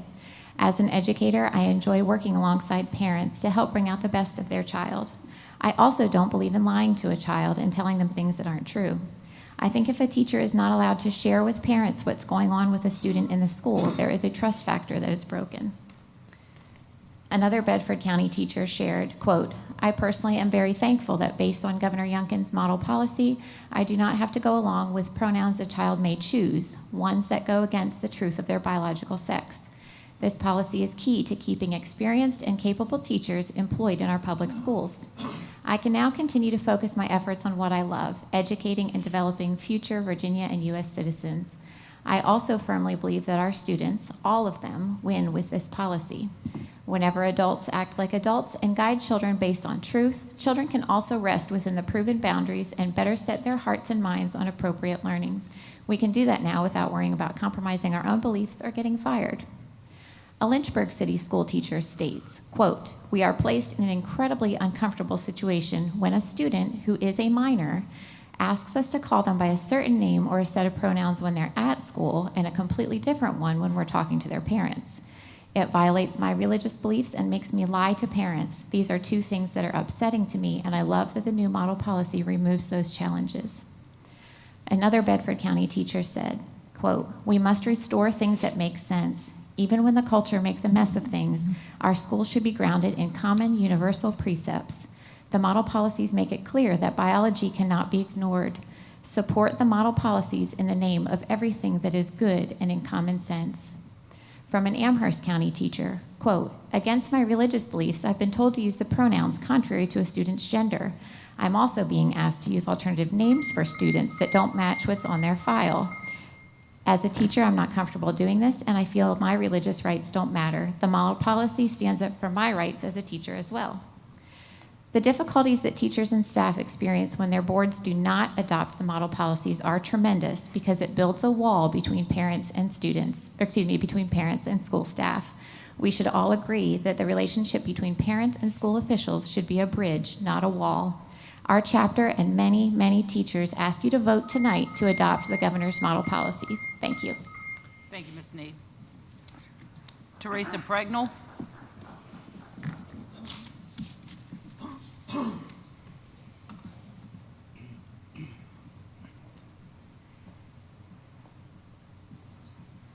good evening. It's good to be here among you tonight. My name is Teresa Pregnell, and I live in District 5. As Concerned Women for America of Virginia's State Director, I am commenting on behalf of thousands of women and families that we represent here in the Commonwealth and the many Bedford County parents that are within our membership in support of the Virginia Department of Education updated model policies for all students and parents. The updated model policies will ensure that parents are in their proper place of authority.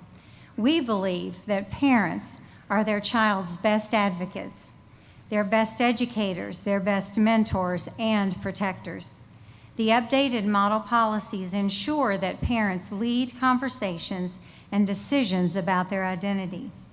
The changes included in the final model policies take additional steps to ensure we protect the privacy and safety of all students. The final policies update and strengthen anti-bullying protections and protect students in case of potential parental abuse or neglect.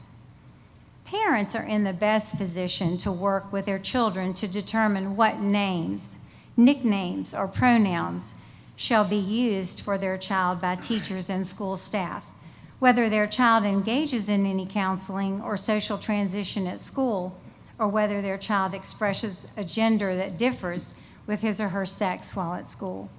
The VDOD updated model policies are fundamentally sound, based on scientific truth, about male and female sex, biological development and maturation, and the inherent rights of parents in raising their children. Virginia students do not belong to the government. They are not owned by the school system, and they certainly should not be pawns for an aggressive activism promoting a destructive view of humankind that disassociates biological reality from a person's identity. No child should be lied to or expected to believe a lie about the scientific reality of male and female sex. The science of the human binary can never be erased. It is built into our DNA. Forcing a student to acknowledge that another student is not their true sex violates their rights.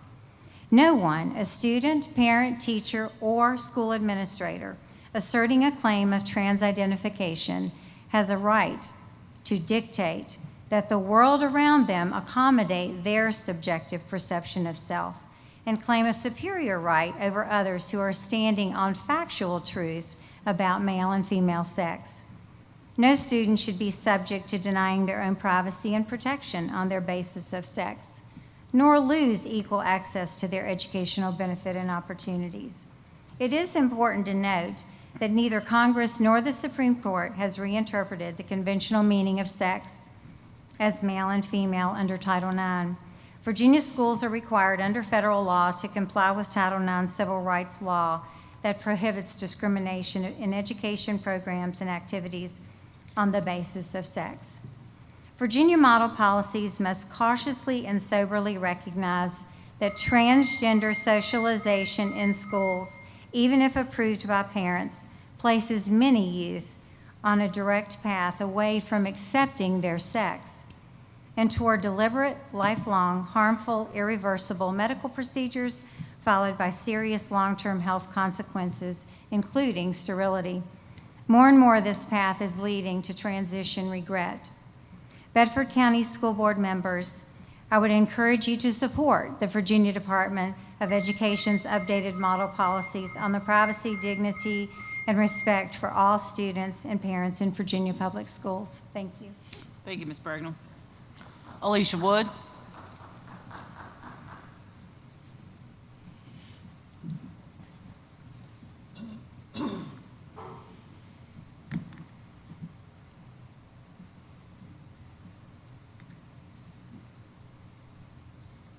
Hello. My name is Alicia Wood. I reside in District 3 and am a proud Liberty alumni. I also have a current sophomore at Liberty High School. I'm coming to you tonight about the same issues that I've spoken to you about before. We all know the awnings and the parking lots. I'm just hoping that actually tonight you guys will hear me and we can move forward on progress. I want to speak about the parking lot first, only because I was here last night picking up my son from the Powder Puff game. And it was absolute chaos. It's probably the worst that it's been since in the past year. It was dark. There were cars everywhere, pulled to the side. Like, I just had to stop. I was like, I don't know what everybody's doing. I don't know where they're parking. I'm just going to have to stop. And so it is dark back there as well, so that makes it even more challenging to try to decide where to park and where to exit safely. I just worry that there's going to be an accident if we don't do something. Okay, so now on to the awnings. We all know the issues with the awnings, the leaking, the cracking, they don't function. They're just not functioning properly, and we need to do something about them. A community member spoke in front of the Board of Supervisors and recommended, and they want to be a part of this board now, they made a comment that we need to have a fair to raise money to take care of our awning issue. So I'm just letting everybody know that Liberty is having their first pre-pop-up event tomorrow before the homecoming game. So we're trying to raise money. So we're going to have all kinds of vendors and food and everything. So everybody come out and spend your money here at Liberty. And we all know it's a mini fair is a way to raise money, but we know that that's not going to touch the cost of the awnings, because it's ludicrous to do a community fundraiser for infrastructure that is a responsibility of the county.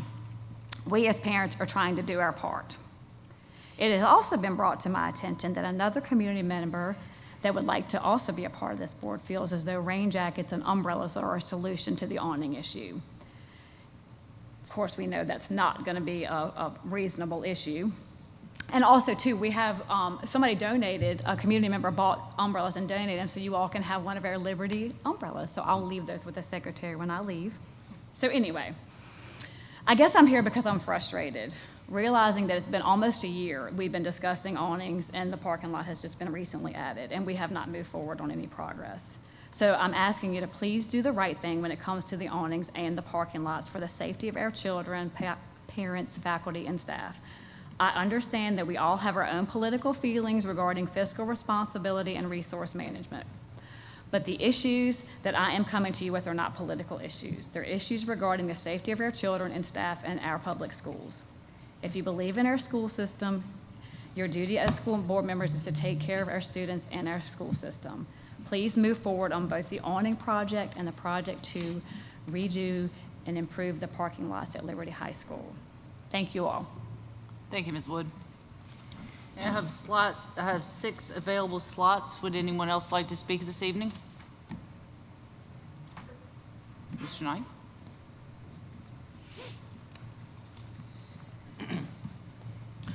My name is Isaiah Knight. I live in District 4. Something very brief and simple. About a year ago, my son was given material in which he was to introduce himself to his teacher, which asked him what his gender was. There were 3 options.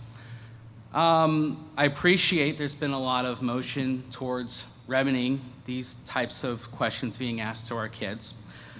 I guess in short, what it really comes down to is while I'm hearing that these aren't going to be asked again, the individuals who asked those questions are still employed by this division. And one of the things I've been involved with in all the different things in politics is personnel is policy. You can have the best policy in the world, but if you don't have personnel that is going to follow that policy, it's moot. It doesn't matter. And so regardless of what policy that we end up putting in play, and I'm appreciative that we are moving in the right direction, you also have to put good staff members in place who are going to take care of that policy, and you need to remove the individuals who aren't going to follow that policy or who believe things that this community does not believe in. And that's pretty much all I've got to say.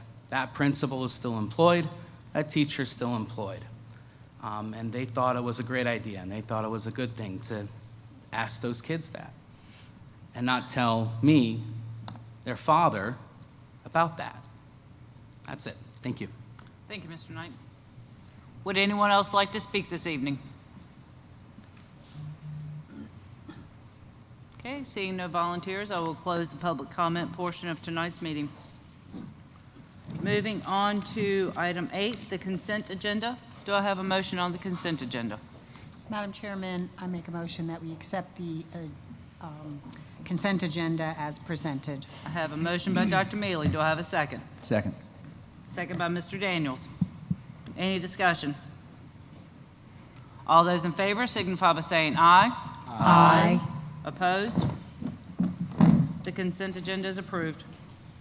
Okay, moving on to item 9, which we are picking up with item 3 from the staff reports earlier. We're going to pick up with the questions from the All-In Virginia Plan. Anyone have any questions regarding that? Dr. Mealy. Yes, I just want to say thank you to Dr. Woodford. That was a great presentation. I had a lot of questions you answered in that presentation, so thank you. And I appreciate the fact that we have some percentages that were given to us tonight by Dr. Bergen. So Dr. Bergen, are we also going to get that by grade level and by zone as I had asked for? Sure.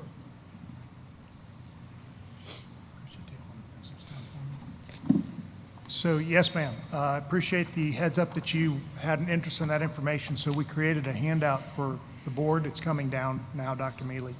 Thank you. Sure. I referenced the zone percentages, low and high. for grades 4 through 8, and I gave the low and high on third grade. As these make their way down to you, I'd just like to repeat or reiterate. It's my understanding from Dr. Coons and from talking to my Region 5 colleagues that the percentages of students that are qualifying as at-risk or low proficient are the same everywhere, that this is not unique to Bedford County, that when these bands were determined, particularly the band for low proficient, students who passed their SOL test but were low proficient, that they're high percentages of kids. So what this would indicate to me is, and I'm all for this, I've spoken about this and I'll reiterate again, that's the floor. It's basic minimum proficiency. Kids should be able to pass their SOL tests. We should be looking for pass advanced tests. We're balancing that with students and teachers coming out of 2.5 years of constant interruptions in their instruction and in their scheduling and recovering from that academic loss. So as you have a chance to glance through this, if you have further questions about this information, I can answer whatever I can tonight, or I can follow up with additional information later. Yes, Dr. Bergen, could you also send us, if you don't have it with you this evening, like third grade reading that combined in the zones is 349 approximately. If I'm reading that correctly. No, the division These are all is- percentages. Okay. Can you just give us the number of students that we're talking about? That map to these percentages? Yeah, Yes. Yeah, Thank you. certainly, yeah, sure.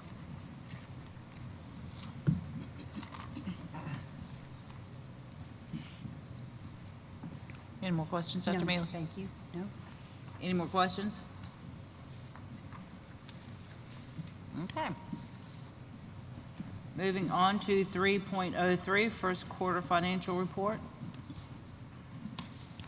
Dr. Berger? You can go right to Mr. Hagler on all of these items, yeah. Yes, good evening, Board. We did finish up the first 3 months of the school year, and that's the first time I get a really good glimpse of our budget and where we stand once we know our enrollment and also a lot of our staffing salaries and also some other projections that I factor in. Before you tonight is a snapshot really of where we were at the end of September and trying to forecast the rest of the year. I will say off the go here that it's going to be a very tight year. We're seeing some pressure on revenue in one area, which I really haven't factored in, and we'll have to monitor that going forward, but some higher expenses coming in also, which will put pressure to bring this budget in for this year. So with that, I'll first talk about the revenue. Not many big changes reflected there on that first page. Slightly higher numbers from state funds and some from federal funds, but if you look at that sales tax line, I'm just still projecting what the year is going to come in based upon our budget. But as of at the end of September, sales taxes were falling behind about 12% year to date. So I'm hoping those will kick back in and come, and we will not be that far behind. So when I do my second quarter forecast in early January off of December's numbers, I'll make modifications to that line if I still see that slippage on the sales tax. I will be doing my forecast monthly now since it's going to be a very tight year, so we can make adjustments as the year's going on very quickly if this continues to, the revenues continue to be very tight. So that's my concern on the revenue side. If you have any questions on the revenue side, I'd be happy to answer that, but mainly on the sales tax is my biggest concern at this point. With what Dr. Bergen and Dr. Woodford were saying, with the, what's the title of that? All in Virginia, thank you. We will have to budget some of that money in because we're going to be spending it this year. It'll be budget neutral. We'll have to budget the expenditures and the revenues in to pay for that. In addition, the state did pass and adopted a budget recently, which does include money coming in for our budget, especially a 2% increase for employees and also some support money. Some of that money may need to be used to shore up the budget and expenditures that are coming in higher, but also we'll have to do an amended budget later on in this year. So just to give the board the heads up on that, and that'll show up as supplemental appropriations in the future. But on the revenue side, my biggest concern right now is sales tax, and I'll keep the board abreast of that as we get each month in. On the expenditure side, also adding some pressure, really in two major areas, really in the maintenance department. I continue to see heightened pressure there. We did go up on our budget last year really to deal with the increase in electrical and some of the utility cost. We were hoping that some of the repair and replace and contractual services, they had inflationary pressure.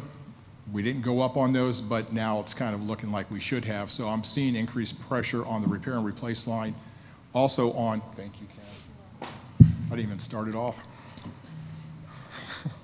Batting 1,000.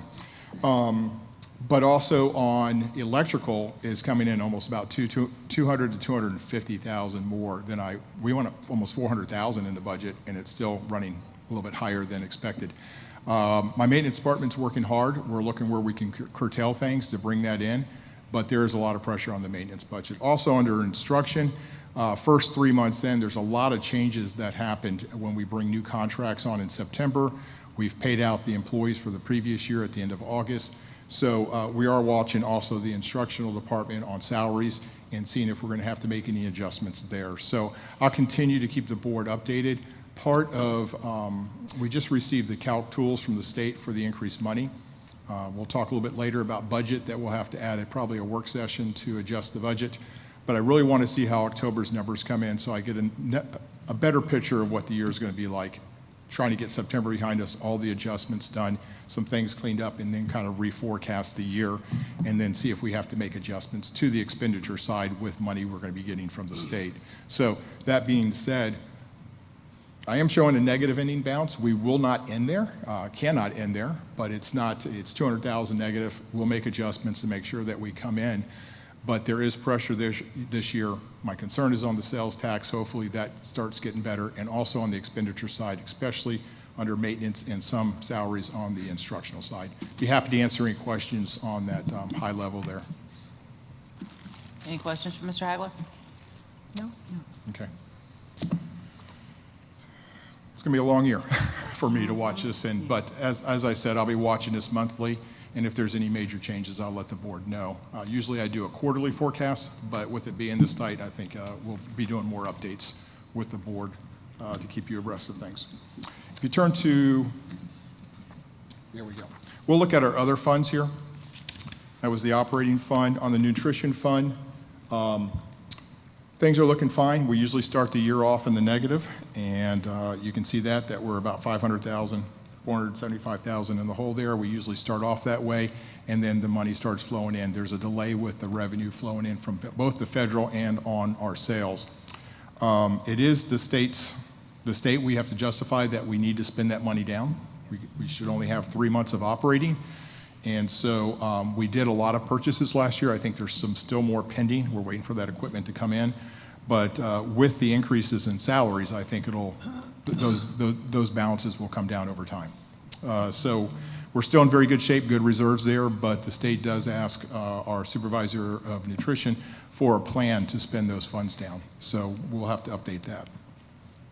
They did come down from the prior year. We were well over 3 million, and it did come down from the prior year. Textbook fund, we're building that back up so we can do adoptions in the future year. Right now, I would project our current balance of about $1 million. There will be some more expenditures here that'll probably come down a little bit, but we need to continue to build that up because a lot of the textbooks now, you get the actual textbook, but you get a lot of digital copy. So when adoption comes, you really don't have the opportunity to postpone that because you lose the digital content at that time. So working with Dr. Woodford to make sure we're continually moving forward to make sure we have enough funds in that textbook fund to sustain our resources. The maintenance reserve fund, this one's a little bit more complicated. We got money coming in. We got accounts receivable. We have ESSER funds being spent. Current balance, I project that was a little bit over 7 million. Later on in the meeting, I'm going to be addressing the CIP plan and moving forward with expenditures and projects for this year that we want to launch and move forward with. I will say for the maintenance reserve, I think 1 or 2 board members had asked, sometimes there's that money sitting there, but just like with the textbooks, we have to build that fund up when we have big expenditures coming.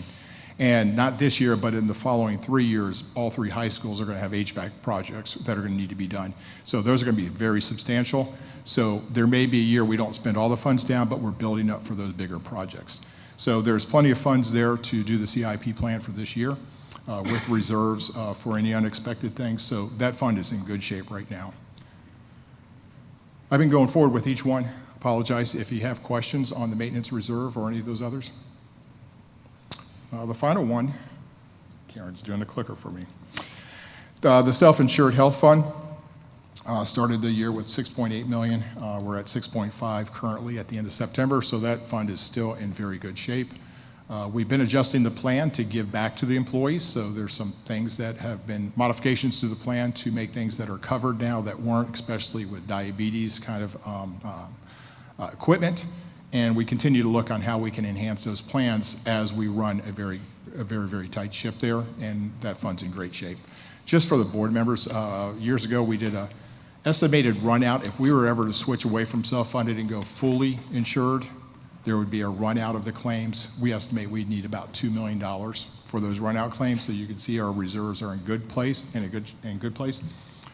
But there will be a year where that will deteriorate. There's, 1 out of 6, 1 out of 8 years, you really have a rough year where those reserves go down. So it's nice to have those things, that money in the bank for that. Any questions on any of those funds?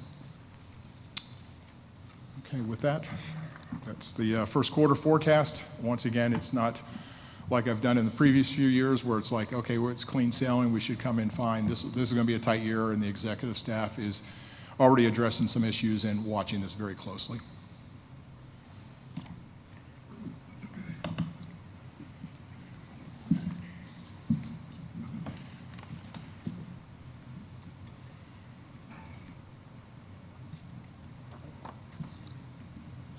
And that would be it for the financial report for tonight. Okay. I'm sorry, I just assumed you were going to go straight into the VRS I audit. can just keep rolling because my name's on here quite a bit tonight. You're next up with the VRS audit. Yes, the VRS audit. We have quite a few audits that go on each year. Right now, we're engaged in our central office operating and all of our other fund audits, so I'll be presenting that later in the year. But the two that I'm presenting tonight that have already been completed, one is Virginia Retirement System. They audit all of our submittals. They test our employees. Are they eligible, not eligible? When were they hired? Did we put them in the system correctly? Usually we have a clean audit. There's one note here that there was a delay in us submitting the VRS payment. It's due on the 10th of the month. I think we submitted on the 12th last year, so we were 2 days late on 1 month. And that was just the communications between myself and my supervisor in finance. I'm the one that actually scheduled the payment, so that was my fault. But he had done the reconciliation, and I just didn't hit the final button. So we had one noted exception for the year of a delayed payment for about 2 days to VRS. There's no penalty for that. I think if it continued consistently, there would be, and there would be a problem. But normally, we don't have that issue. And we've taken corrective action to make sure that doesn't happen again. Any questions for Mr. Hagler? Okay. Keep going, Mr. Hagler. Let's go to the activity audit. Okay. School activity audits are the funds in our schools. Quite a bit of the funds come from the central office budget. I send that money out to the schools. But quite a bit of the funds are raised by the kids in the community, and the booster clubs are separate. But by the sports groups and all the clubs. So all those funds come into the school. We have a bookkeeper that keeps track of those in the schools. The auditors come out. They visit each school. They review, they sample and review a lot of transactions. And we switched to this new auditor about 4 or 5 years ago, and there were a lot of findings. It's come down quite a bit. Our bookkeepers are really on top of this and taking care of things. I will say that typically in auditing terms or for a firm, when you receive an audit that has an opinion that it's not clean, the only reason we receive that on these activity audits is because of lack of separation of duties. There's a bookkeeper that receives funds, pays bills, and there's just a lack of staff to really keep the separation of duties tight in the schools. To mitigate that, the central office does all the bank reconciliations, and we go out and do our own internal checking throughout the year. But those are not enough for the auditors to say, hey, we're going to give you an unqualified opinion. So they do qualify it based upon that, but that's the only ding, and that's been in every single one we've had with this firm since we started with them. But full disclosure there, that's really, and they even say that's typical of all school systems and all schools. that they see, is that you don't have this, enough staff to do that properly. So our bookkeepers did a fantastic job this year, just a couple citations of delays of receiving money from teachers or getting money to the bank. But sometimes to go to the bank for $5 doesn't make sense, so I've given them the leeway to go once a week if necessary. So those are the types of things that they've cited. Be happy to answer any questions. There's quite a bit in the packet there also, though I handed those out, is a ledger for each school, if you would like to look at what the balances are in the accounts at each school. That's there for you to look at. Any questions for Mr. Hagler? Thank you so very much, Mr. Hagler. Okay, moving on to 4.01, board meeting calendar. Dr. Bergen? Yes, Madam Chair, in the packet tonight is proposed dates and locations for the 2024 school board meeting calendar. This is being presented as an informational item tonight. We'll bring it back next month for approval. Approval of the dates and locations will allow us to begin to communicate with the public about those dates and locations for future meetings. I would caution on the start times that are on the attachment. Those are could potentially be changing based upon the board's discussion later this evening about the board meeting agenda format. So we just focus on dates and locations for tonight, please. And Sounds we're good. certainly open to any questions you may have about what we're proposing. Any questions for Dr. Bergen? Yeah, a couple. As far as the school administrative office, why are we changing to meet there? And maybe you have already discussed that. I missed it. Carol, I can answer that. So when I reached out to all high school principals and gave them a list of the proposed dates, and I made it clear to them that we did not want to interfere with their production schedule. You know, we've had a couple of meetings where we've had to work around the set, their stage they've had set up. And I also spoke with, I'm sorry, can you hear me? Oh, okay, I'm sorry. Also spoke with a couple of members of the executive staff, and based on their suggestion, months of December and May, we elected to do it at the school administration building because those are months that they know the auditoriums and the high schools would be busy with either Christmas programs, end-of-year ceremonies. For August, we elected to do it at the school administration office because, you know, we moved it back to earlier in the month of August because not to interfere with back-to-school night. That's also about the time that we have new staff, new teachers coming, and having IT pulled away from their work location was really hard this past August because we had new staff that couldn't get logged in, that needed our IT department. And so they were having to be at school setting up for that board meeting. So that's why we elected to do it there. I'm trying to remember off the top of my head because I don't have it in front of me. It's okay. I mean, that answers my question. Yeah, now, there was only 1 month, I believe that was April, that no high school was available. So that's why you see them back to back. If you notice, I tried to do them where we weren't back to back at any location. But I already explained about May, and no high school principal said that they were available in April. So that's why we had 2 back to back. Okay. And if I could just expand a little further for, I believe it's September, October, and November. You'll see the locations are TBD. That's because that's next school year. They don't have their production schedules yet, so we'll have to revisit those locations. I'll just lay on top of that. They're your meetings. We checked with the schools to see what the availability was like. This would be our recommendation, but we're certainly pliable to whatever the board would like to do. Is there a possibility we could put Susie G back in the mix? Yes, Dr. Bergen did ask me to reach out to Mr. Doss, and Susie G is available April and May. Yeah, one of the things, it's sort of related to your question, Mr. Nelms. We're getting used to new mics and speakers in this space. We invested some money, school division money, to upgrade the audio visual in all 3 high schools. We didn't do that at Susie G. That auditorium is rarely used. So to put that kind of investment in when they don't have productions in that facility. So anytime we're going to meet there, we're going to have to, what I call, take the show on the road. We're going to have to invest our technology team dragging all the equipment in. Okay. We can do that. We're like just to looking see for it. a balance with using the room in the school administration office because it was designed for board meetings. The cameras and mics are built into the room. Again, they're your meetings. We'll meet wherever you'd like. This is just our suggestion. If I could also add to that, Dr. Bergen, Susie G is not ADA, we're not in compliance.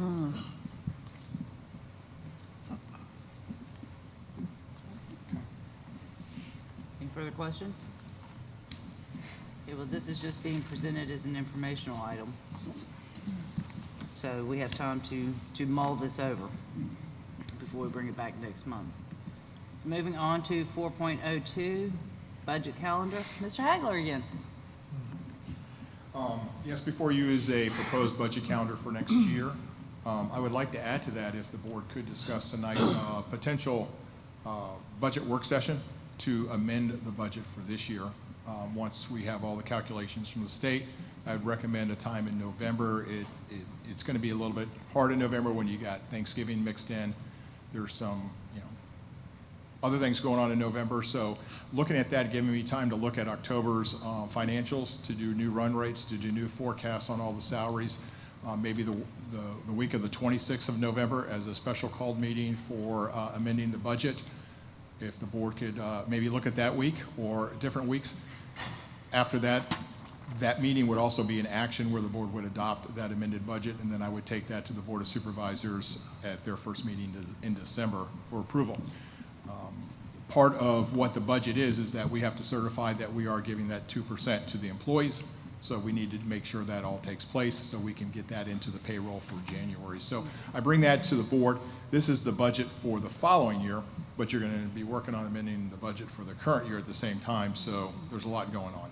So I turn it over to the board to see when maybe a special session could be called in November to work with amending the budget for this year. And does everyone have their calendars with them handy?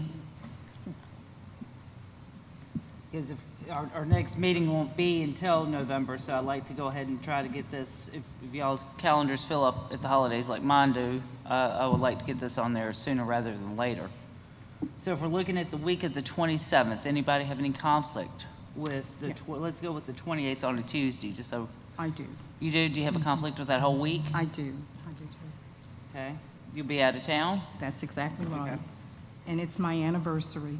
Well, happy And so anniversary. you are going to be out of I town. will be out of town. Yeah, okay. Then would we, let's see, would the first week of December be too late, Mr. Hagler? No, I think as long as we get something approved, and I'll be on the agenda for the Board of Supervisors, working with the county administration, letting them know we'll be showing up to present an amended budget. I think that should be fine. Okay, and I'm correct that our monthly meeting in December is on the 14th, correct? That's correct. Yeah, Okay. that might be too late. Okay, that's fine. What about the first week of December, the week of the 4th? I won't be here. Mr. Holbrook won't be here. Really, I'm going to have some family issues, so I don't know if I Okay. can be here. So neither week would work for you? No, I'm sorry. 3 family members that What about bumping up to, as Mr. Hill just suggested, bump up before Thanksgiving to the 20th on a Monday night?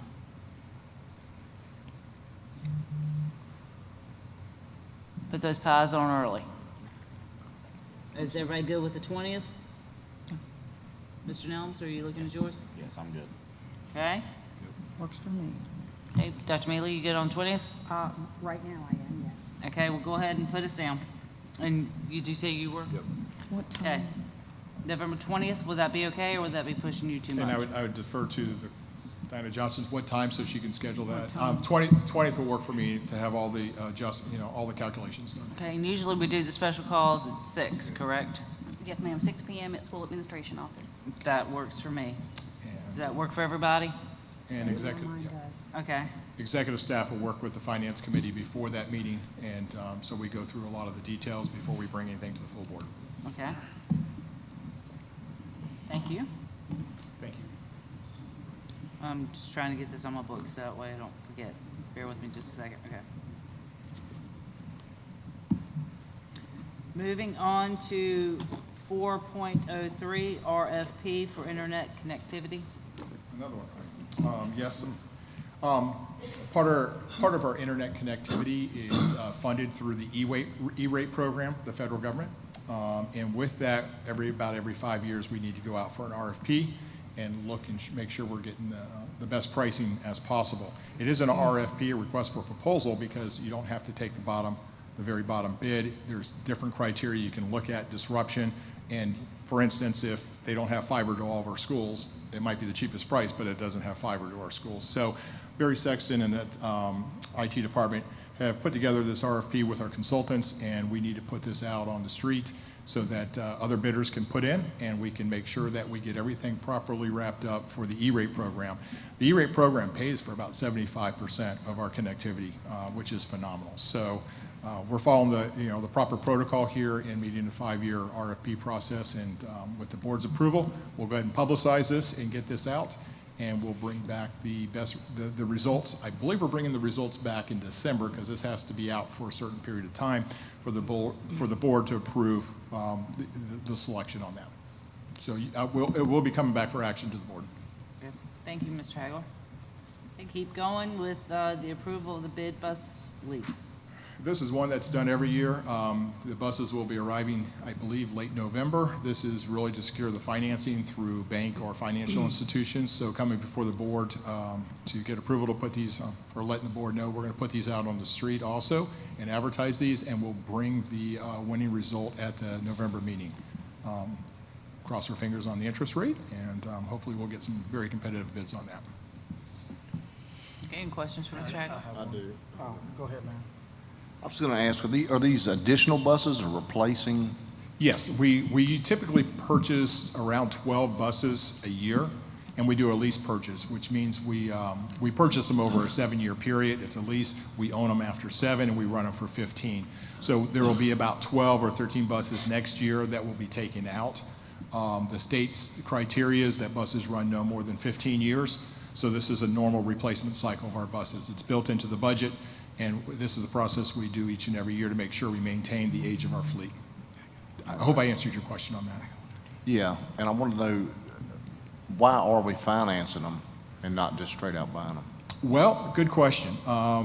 This is the process that's been in place almost since I've arrived here. I think I was talking to Mr. Daniels about this earlier before the board meeting. If we wanted to buy them right now, we still have to pay the previous 6 ones off over the next 6 years, and they would be cycling down. But if you were to flat out buy them right now, you'd probably need $1.4 million added to the budget to go out and buy the 12 to 13 buses we do. So that would be, you'd have to go up on your budget right away, and over time it would come down as we paid off those leases. So it'd be a one-time influx. We'd have to do that through the budget process, because I didn't put $1.4 million to buy them this year. If we wanted to do that next year, we could. You go up $1.4 million, and the leases come down over the next 7 years, and you get your savings. And so it's just whether you finance them or not. In the past, we were getting financing rates of about 1.8, 1.9%. Now they're starting to go up, so there's a little more pressure. So not sure what the rates will come in this year. We usually get a lot better than what individual can get and stuff, and it's very secure debt that we have, very highly rated. So yes, I've had the same thing. If rates really went up, then we'd probably would want to put a 10-year conversion plan in instead of taking one hit on the budget all in 1 year. But it's a good question. Yes, sir. Mr. Hill? I just wanted to verify, none of these are battery-operated buses? No, sir. Thank you. We are, the configuration is some special ed buses, some regular buses. We did try to purchase 4 of, since we've been trying to recruit bus drivers with CDLs, we started looking into, there's some runs with not a large count, but they're very long. So there are some 15-passenger school buses. If you've seen those church activity buses, if you paint them yellow and you put the equipment on there, they can go out and pick up kids, and you do not need a CDL. That's an opportunity to make some long runs with one of those without a CDL driver, that somebody might not want to do that. I asked for 4 this year. I could only get 2, so we had to change our configuration. They're very much in demand because other people are doing the same thing we are. So I'll continue to add those smaller ones to our fleet where we think we can use them. And then also that helps with recruiting people that might not want to get their CDL, they're scared of the big bus, they might want to drive a smaller one, and that could help us out tremendously. So yes, sir. But no electric, no. Thank you. Any more questions? Thank you, Ms. Hagler. I think you can take a little breather for a little bit. Moving on to 4.05, policy updates. Dr. Bergen.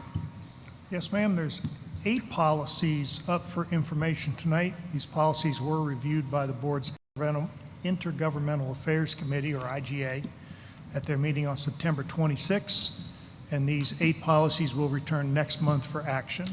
The proposed revisions, which can be found by clicking on the link within the agenda for the full red line version, include the following changes. 3 of the policies, DJF, purchasing procedures, GCDA, effect of criminal conviction or founded complaint of child abuse or neglect, and KQ, commercial, promotional, and corporate sponsorships and partnerships, all have the same edit, and that is a change in state law that requires we insert the words "or the solicitation of any such offense" in reference to individuals with a criminal conviction or founded complaint of child abuse or neglect. Otherwise, there are no other changes to those 3 policies. Policies GAB and IIBEA are identical policies in different sections of the policy manual, both pertaining to acceptable computer system use, one that pertains to students, one that pertains to staff. The proposed revisions to these 2 policies are to include new language that is required by state law that would prohibit the download or use of TikTok, WeChat, or any other application or website developed by ByteDance Limited or Tencent Holdings Limited on any school division-owned device or equipment. Policy GCBEB, military leave and benefits, there's just a minor revision being proposed that would change the title of the staff member that employees would notify if and when they want to continue participation in the division's group health plan. Policy JFCF, drugs in school, is being proposed with updates to reflect changes in state law that would include the addition of marijuana as a prohibited substance on school property. And the 8th and final policy up for information tonight is a new policy, policy JFCG, personal communication devices. This policy was created by staff at the request of the IGA committee to create consistent guidelines for the use of personal communication devices during the instructional day for all of our elementary, middle, and high school students, including expectations and responsibilities for not just students, but also for parents and staff. Again, they're up for information tonight. They'll come back next month for action, and the full version of these policies can be found by clicking on the link within the agenda. Certainly happy to answer any questions, as well as the 2 members of the IGA committee on these proposed revisions. Any questions? Okay, thank you, Dr. Bergen. Okay, let's move on to item 5.01, board meeting agenda format. I know we had talked about changing our format, eliminating the dinner break, and we had been presented, we held off on talking about this last month till we could have everyone here, which luckily we do tonight. And there have been 4 options presented to us, and I'll try to get feedback from everyone to see how we want to move forward. Mr. Daniels, do you have any? In looking at these, I think I like option 4 the best. When it comes to staff reports, I think it's important, I think Mr. Hill had made the suggestion either in IGA or somewhere that if we can get those a bit earlier as members of the board, that gives us more time with busy schedules to be able to review them, ask questions of the staff and get the answers to those questions, which could eliminate a lot of back and forth and can also help speed things up also for the public. If we can, I think a lot of these could be done, we could get these presentations via email. I think if they're all important for the public to see, I think that it would be awesome if we could just have those videos uploaded to YouTube ahead of time. I think that's a great way for people to get it, and I think that would help us reduce the amount of time here and just keep focused on the items that we need to be here for. So I think, and I like having closed at the end as well. So that's my feedback. Can I ask why you like having closed at the end? Do it after everything, and it's basically can come right back and adjourn. Sitting in the crowd, it was a little annoying to have that when you were here. Understood. And Mr. Nelms? I'm also, look, I've been looking at it, and option 4, struck my attention as well. Just for the simple fact I did like to close at the end. That way we could come back in, have the consent agenda approved, and then adjourn and we're done. I'm like Mr. Daniels. It is annoying sitting out there for, an hour and a half, and, and basically just sitting out there not knowing what's going on. So I'd rather have closed at the end if it was my choice. Mr. Hill? I really don't like any of the options. If I had to choose, I would say option 4, with the exception of moving superintendent's report, matters from the board, after the closed session. Because there are times where we as board members should be allowed to comment on things that have taken place or actions, and it's the full meeting. And so we need to be able to share our point of view before we close things up at night, is my personal opinion. So I'm fine with moving the closed session to the end, but my preference would be to have once we return from closed session, to have the superintendent's report and then the matters from the board before adjourning. Okay, then with that being said, again, I'm just trying to get information here too. So if we move the superintendent report and board comments at the end after a closed session, because, luckily tonight we're running at a decent hour, rolling along. I know sometimes, and I know when I was on the other side of the podium, that's what I always refer to. The board comments were always kind of what I always enjoyed hearing. And if we put it off till the end, then would that be too late for people that are viewing it? And I'm fine with leaving it where it is, but if after the closed session and approval of a consent agenda, if you want to add one that says additional comments, that would give us an option to make additional comments. Yeah. I'm good with that. Okay, so add additional comments? Yep. So it'd be 11 so to go 10 and then 11 for as additional comments? And then adjournment? And then adjournment. Okay. Are you following this, Ms. Johnson? I believe so. Ms. Earl, you're not talking, just for clarification, you're not talking about doing away with comments and concern from board members.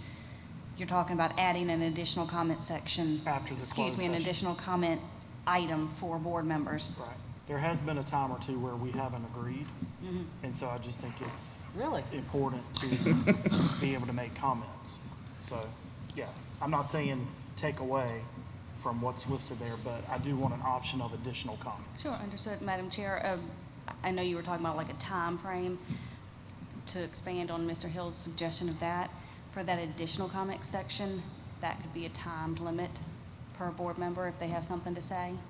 Because the comments and concerns from board member is your unlimited comments, whatever you want to say. But for additional comments, that could be a timed, so that 30 you're not seconds. running on and on and on again, I mean, does that make sense? Oh, yeah. It does. It Perfect does. sense. Make it basically follow the same thing as a public comment. 4 minute time limit. 4 minutes? Y'all Staying think about 4 consistent. minutes? It's either 4 minutes or 30 seconds, like Mr. Holbrook said. I'm fine with the 4 minutes. What do y'all think of? I'm asking you what you think of the 4 minutes. Well, I really, I'm not going to be here, so I just don't think my input, I think the person who's going to sit here should have input into whatever their meeting is going to look like for the next 4 years. Okay. So I really don't care to comment. Okay, I'm just checking. Yes, and I appreciate that. Yeah. I just feel like Okay. that person should have. So that's so then we're looking at option 4. Oh, with- Madam Chairman, Oh, I'm sorry, I Ms. think Harris. you forgot about No, I thought you were nodding. No, I thought you were nodding in agreement with with Dr. Mealy. No, not this time, sorry. Oh, my goodness. So. Lots of shockers tonight. Well, it shouldn't be, but that's okay. Option 1, I think, would be, if I was here, that would be the option that I would select. Okay. And I was just getting the ideas of the time limit for a comment at the end. I wasn't ignoring you on which option you wanted, just to clarify. Okay, so Mr. Holbrook, which option did you? Well, I mean, it was either 3 or 4. They're pretty similar, other than the fact that the public comment was a little bit later on 3 or 4, on 4. I would say 4. Okay.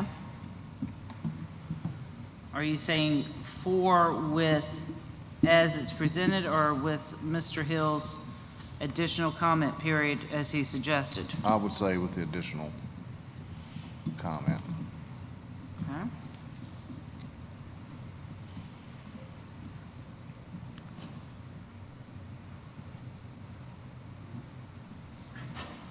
So that's kind of what we're, and Dr. Mealy, you're not going to weigh in on any option? No. Okay. Madam Chair, just a couple of comments, Uh-huh. if I may. First of all, I appreciate the board's consideration of adding these new items under opening, including the moment of silence, that would be an add, and the presentation of colors by our ROTC students. So when we're meeting in their school, we would have students, tonight we would have students from Liberty, for instance. I believe the presentation of colors should come before the Pledge of Allegiance, so they can post the colors and then we can pledge to the colors they posted. So we would move 106 up. That's just a minor, as we're looking at option 4. So 106 would become 105, and 105 would become, or? 106 would be 104, then we would do the pledge, then we would do Then moment of 4 and silence. 5, okay. And about where to place closed and approval, in my limited time here with the board, we generally go into closed because you have questions about the personnel report, which is on consent. So you would want to have closed before consent, so you can ask those questions of staff in closed and then come out and vote. So that's as listed. Closed would be 9, consent would be 10, an additional comment period would be 11, and 12 would be adjournment. Okay. What do y'all think of the changes of the presentation of colors and? That makes sense. Yep. Yeah. Ms. Harrison, if for 4, are you fine with the colors, presentation of the colors coming for that? Absolutely. Okay. And Dr. Mealy is not offering an opinion, and I understand totally. And as far as my option, what I would choose, I'm like Ms. Harrison, I would choose option 1, but right now we're 4-2, Ms. Harrison. So it looks like that one is going to win out. Now, here's the big question of start time. Mr. Daniel, I personally, and again, I know from being on, keep referencing the other side of the podium, but when I was coming to these meetings from work to speak, I know if we start at 5, we're going to be pushing it. People would have to take off from work and possibly use vacation time to come talk to us if we started at 5. And I don't think that, I think that would deter people from coming to talk to us. Now, if we did start at 5:30, that would possibly help with that. But I don't want to do anything that would be a deterrent from anyone coming to speak to us. So but let's look at start time, because I see that's one thing that's highlighted. Okay, so what would what are your thoughts on start time? I'm just gonna go down the table like I did the last time. I'd be fine moving it back a half hour to 5:30 or to 6 o'clock, and, you know. Because we are eliminating we are eliminating the dinner break, so. Yep, I understand that, and just, you know, right now, as it sits with the dinner break, people know that public comment starts at 7, At basically 7. at 7. At 7. So now it's So- going to float, but it'll be roughly around either 5:30, 5:30, 5:45, something like that. Yeah, and the reason I like the 7 o'clock, again, from being there, because working mothers had time to get home, feed children, and then have time to get here, feed the family, or do whatever they needed to do, or run everyone to their designated areas and then come. But I think 5:30 would be, again, would be ideal, would not be too much of a deterrent. So you're good with 5:30? I'd be okay with that, yeah. Okay. And I'm making notes so that way. Mr. Nelms? 5:30. Mr. Hill? Yeah, I mean, 5:30 is fine, but I want to make a point. If we get feedback from the community to say 5:30 is not the right time for them, that allows them to come speak to us, then we need to readjust where that falls in the line. Well, and of course, because we're changing it now, it's evident that these aren't concrete, so we can readdress them at any time. Okay, I just want to make sure. Because I'm thinking, we don't need a formal vote on this, is this correct? We can do it by consensus. So that way it can be brought back at any time. And, I mean, we're cutting out dinner for 30 minutes to save 30 minutes, but now we're going to start at 30 minutes later, so we're really not We're not saving gaining 30 anything. minutes Yeah. to anything. And you got staff that's been here all day, and so we're not getting out of here any earlier. So, I mean, I'll do whatever the board wants to do, but to me, 5 o'clock, and then we probably need to adjust the time for public comment, but I'll do the will of the board. I just don't see where we're saving 30 minutes by cutting dinner out to then start 30 minutes later. So I have you down for 5 o'clock then for your, That's my preference, yes. okay? Mr. Holbrook? I would say keep it at 5. Okay. Dr. Mealy, you gonna weigh in on Tom? Well, yeah, I would say, as I said last month, that I agree with Mr. Hill, but I said this last month, we're not gaining anything by starting at 5:30. Okay. Ms. Harrison? I certainly agree with Mr. Hill. So that's where I stand from what I know, Marcus. I know, y'all better write this Hold day on to down, that. right? Hold on. Well, I mean, if we use option 4 and start at 5, the public comment should be around 6 or close to it. Yep. What do you think? That's where we began our 30 minutes back. Okay. That's what I'm saying. That would give another hour for people Yep. to get here, you know. It won't, if we do 4, because I'm looking right at it, it won't take us, it may start, it may get to public comment around 5:30, but it won't take an hour to go through roll call and the pledge, presentation of colors, and recognition of staff. It won't take a full hour. So that would put us at about 5:30, 5:20, 5:30. And all this is always dependent on how many speakers we have. Of course, and if I could offer a suggestion, whatever time the board decides you want to set public comment, say you want to set it at 6 o'clock, wherever we are on the agenda, I mean, the agenda can have, like we have now listed 6:30 dinner, we can have listed on the agenda 6 PM public comment, and wherever we are on the agenda, pause, enter public comment, I'm good with that. and then resume back where we were on the agenda. I like that option. I like that. I really, thank you. Great suggestion. Okay, so we're still at 5, so now that we've been given another option, do we want to take the public comment off of the regular flow and put it at 6 o'clock? It is on the regular flow. Well, Oh, you're saying not numbered? not Yeah, numbered, just put it as but That's fine. designated Keep at going 6. if we, yeah. Yeah, I'm good with that. Yes. Okay, so do we want to designate it right now? It's at 7, so what do we want to designate it as, 6 o'clock? 6 o'clock. 6 is good. Yep, 6. Okay, Mr. Daniels, 6? 6 is good. Mr. O'Rourke, 6? Yes, ma'am. Dr. Mealy, you're not weighing in? Not weighing in. Ms. Hairston? Okay. So then we are looking at so we're looking at what's winning and then is option 4, with the additional comment period after closed session, correct? Am I so far? Start time at 5 o'clock and designating public comment at 6. That's correct. Yep. Do I have everything there? And also the presentation of colors prior to the pledge. That's Right, right. yes, yes. So are we kind of in agreement with that? Yep. So, Ms. Daniels, yes? Yes. Mr. Nelms? Yes. Ms. Hill? Ms. Yes. Holbrook? Present. Dr. Mealy's not weighing in. Ms. Hairston, you're okay? Okay, so we're going to start with the November meeting? Okay. Okay. Cool, me? Okay, everybody okay starting with November? Yep. Ms. Hairston? Yes, I know you're not absolutely. weighing in, Dr. Mealy. Okay. So we got all those changes, Ms. Johnson? Okay, so we're good. And just as a reminder, Madam Chair, for the board meeting calendar, when I bring it back, when it comes back next month for action, I will adjust the start times to 6 o'clock on that calendar and, never mind, we're not. No, Never mind, I just we're not told you changing I the got start it time. all. We're Never still mind, starting I'm at sorry. 5 o'clock. Ignore me, ma'am. I'll never do that. I'll never do that. You help me out way too much. I'll help myself sometime. Okay, so we have this resolved.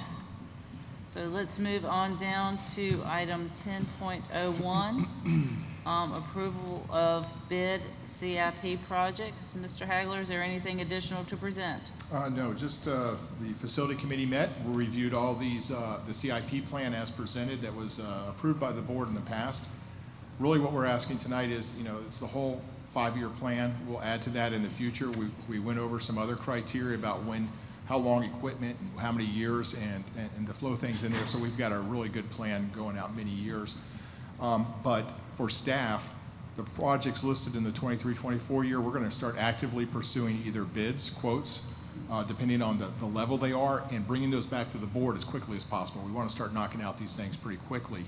And so we just want the board to give us the okay. We'll bring these back as quick as possible and get these projects done as quick as we can this year. But just wanted to let you know it was on this year's plan, and that we're going to move forward with all speed on all of them. Okay. I got a question. Yes, sir. What Well, Okay, go ahead. I'm Go sorry, ahead. can we? Yeah. We have a spot for discussion I once we got have you. the motion. That's fine. So do I have a motion regarding the CIP projects? Madam Chairman, I make a motion that we approve the bid for the CIP projects. Okay, I have a motion by Ms. Hairston. Do I have a second? Second. Second by Dr. Mealy. Now, Mr. Holbrook. I was just wondering where we were on the projects, on the bid process. The bid process on these? Yeah. On these ones here? We haven't gone out for bid on any of these. But No. you've been preparing We're getting documents ready. Not all of them will be bid. Some of them will obtain like 3 quotes, some maybe on state contract. There's a variety of methods we can Gotcha. to do this. But all of those projects, as we get those information, some might have to come back to the full board for approval. Or if they're under a certain threshold, they'll come back to the facility committee and say, here's our quotes. Are you good with those? Then we can move forward with those. It just expedites the process. So the maintenance staff and I will start working on this as quick as possible. The level for sealed bids is $200,000. So below that, we can use other procurement methods. Okay. So, yeah, we'll expedite them and start moving on this. Some of them can get done over the winter time. Some will have to be in the summer, but we Right. want to have things lined up and ready to go. Okay. Okay, any more questions? Real quick. Yes, sir. These are in addition to the sidewalks, awnings. Yes, that is different. That's kind of a renovation thing, that there's a PPA out there right now Just wanted clarification. being advertised, yes. Thank you. So we have to wait for that advertisement period to be done. That's on a separate list, and we'll evaluate those in the future, and I'll give the board some updates on that as I get more information from the state and our attorneys on that. Okay. Okay, any further questions? Okay, with that being said, I have a motion on the floor with a second. No further discussion. I'll call for a vote. All those in favor signify by saying aye. Aye. Opposed? Okay, the CIP project bid is approved. Do I have a motion regarding approval of policy updates presented at the September 14, 2023 board meeting? Madam Chair, make a motion that we accept the approval of policy updates as presented at September 14, 2023 board meeting. I have a motion by Mr. Hill. Do I have a second? Second. Second by who gets credit for it? You're pointing at each other now. It's not Mr. Daniels. I have a motion by Mr. Hill, second by Mr. Daniels. Any discussion? Madam Chairman? Yes, ma'am. I have a question. Yes, ma'am. And this is to the committee or Dr. Bergen. In our policy, we make reference to Grimm and Gloucester County School Board. My question regarding that being listed, is that something that the IG committee decided to include? Were we advised by our legal counsel to include that particular law reference? On which policy, Mrs. Hairston? It's regarding the policy. Hold on, and I can tell you exactly which one.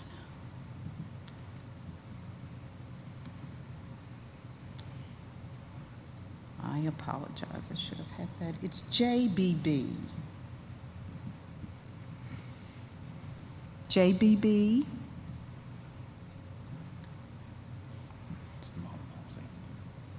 Which one? Ensuring privacy, dignity, and respect. JBB? BB. Ensuring privacy, dignity, and respect for all students and parents? Yes. Okay, now, and So can you my repeat your... question, my Yeah. question is this, let me get a little closer.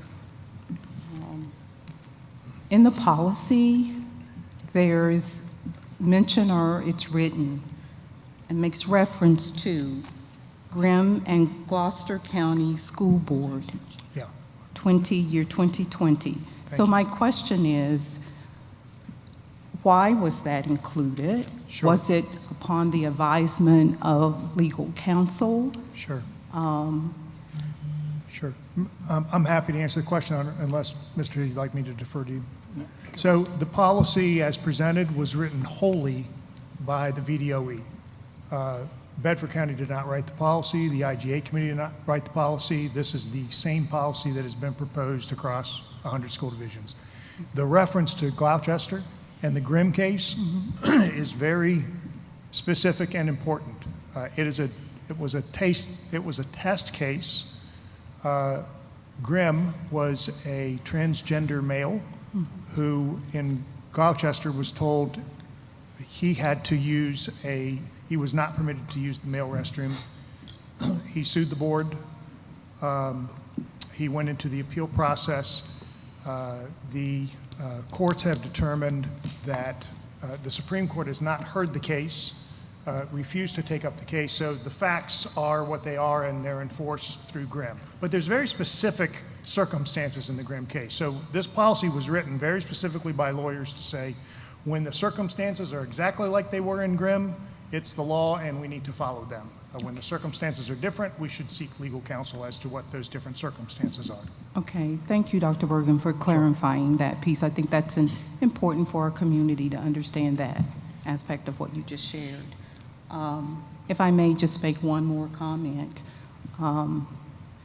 You know, our county as a whole, and I've been in the county for 30 plus years and served as an administrator for a number of those years.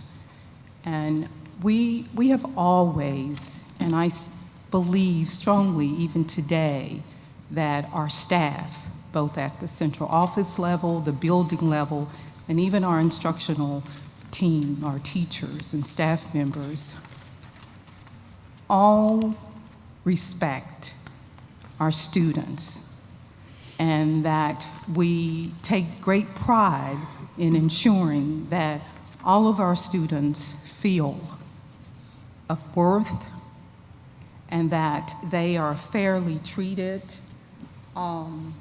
with respect, with dignity. parents have always, as long as I can remember, even taking classes in education, there was always at the center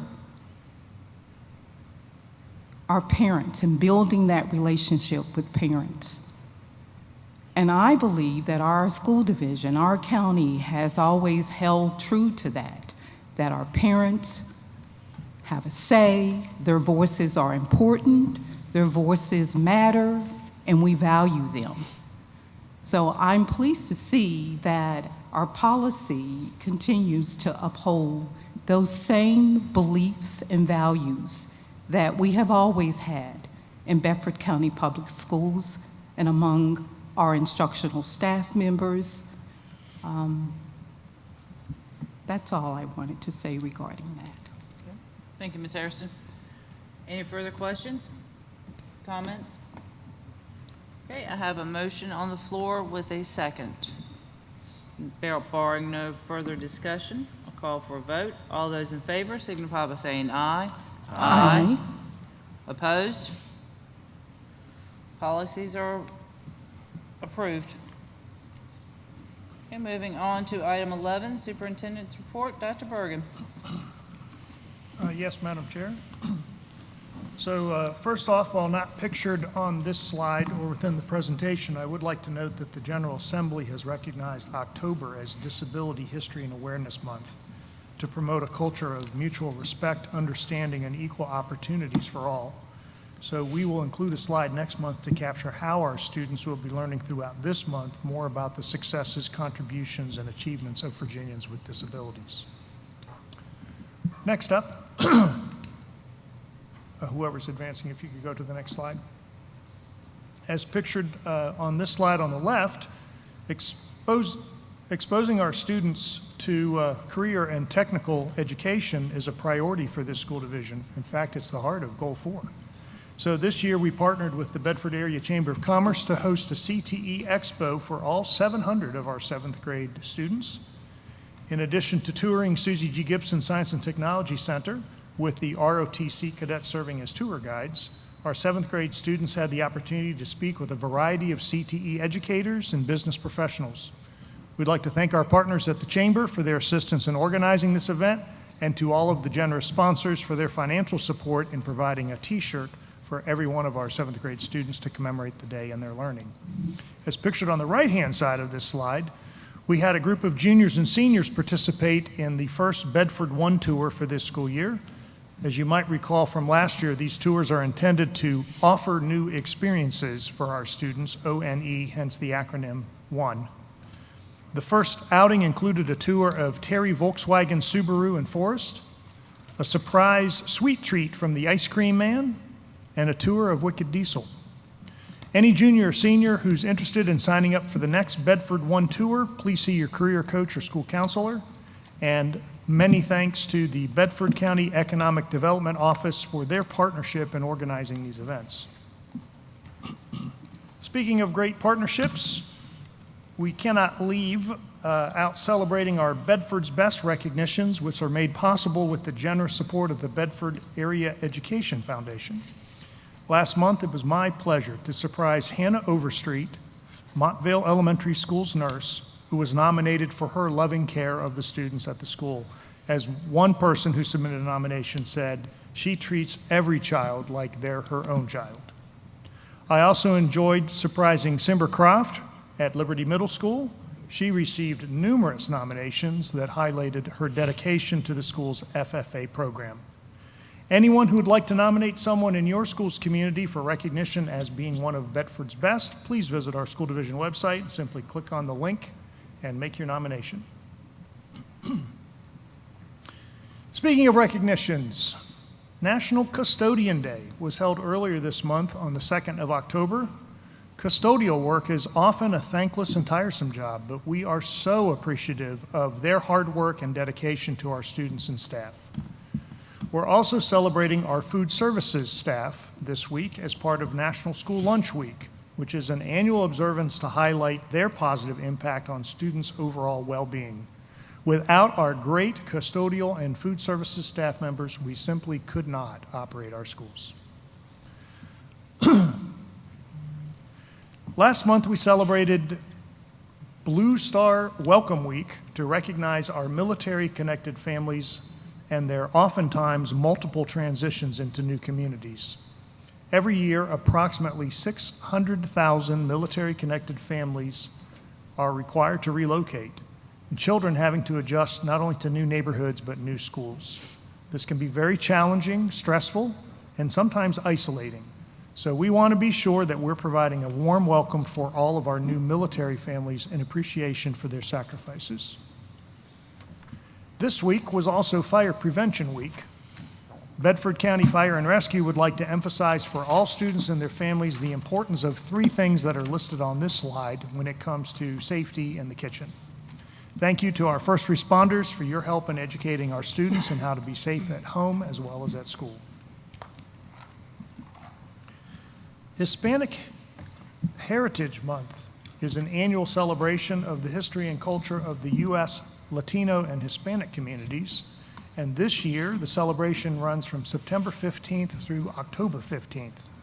The event commemorates how Latino and Hispanic communities have influenced and contributed to American society at large. Pictured on this slide are students from Mrs.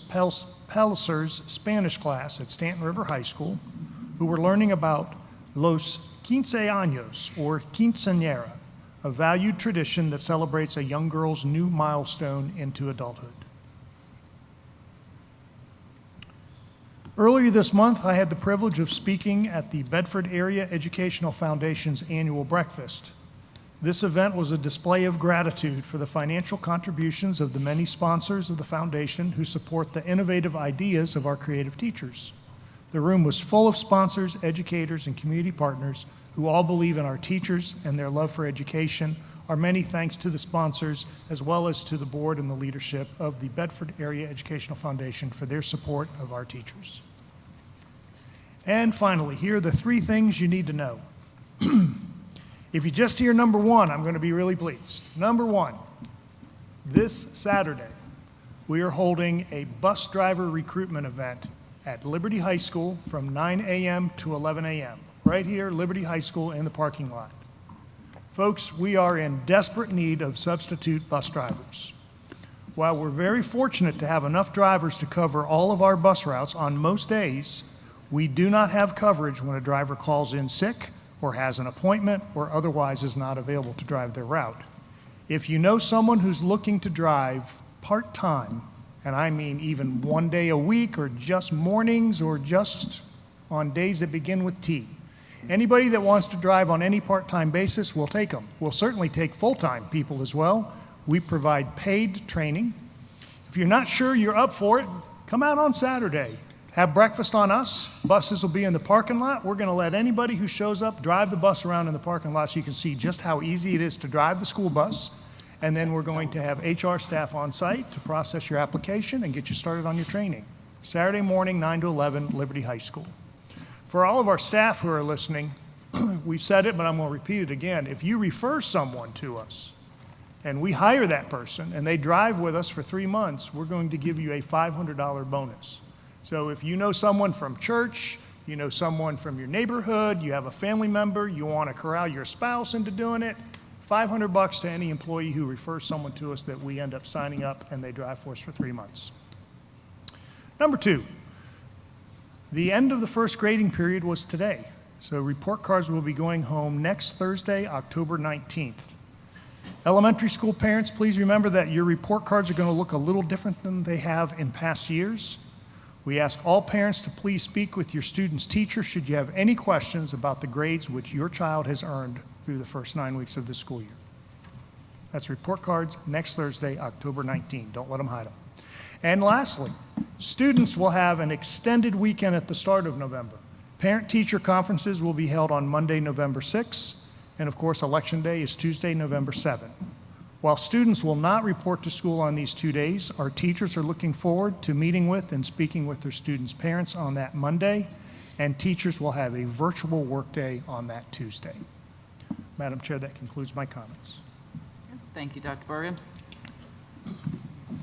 Okay, we're going to move on to 12.01, committee reports. And Ms. Harrison, would you start us off with committee reports? Okay, I have nothing to report for either committee.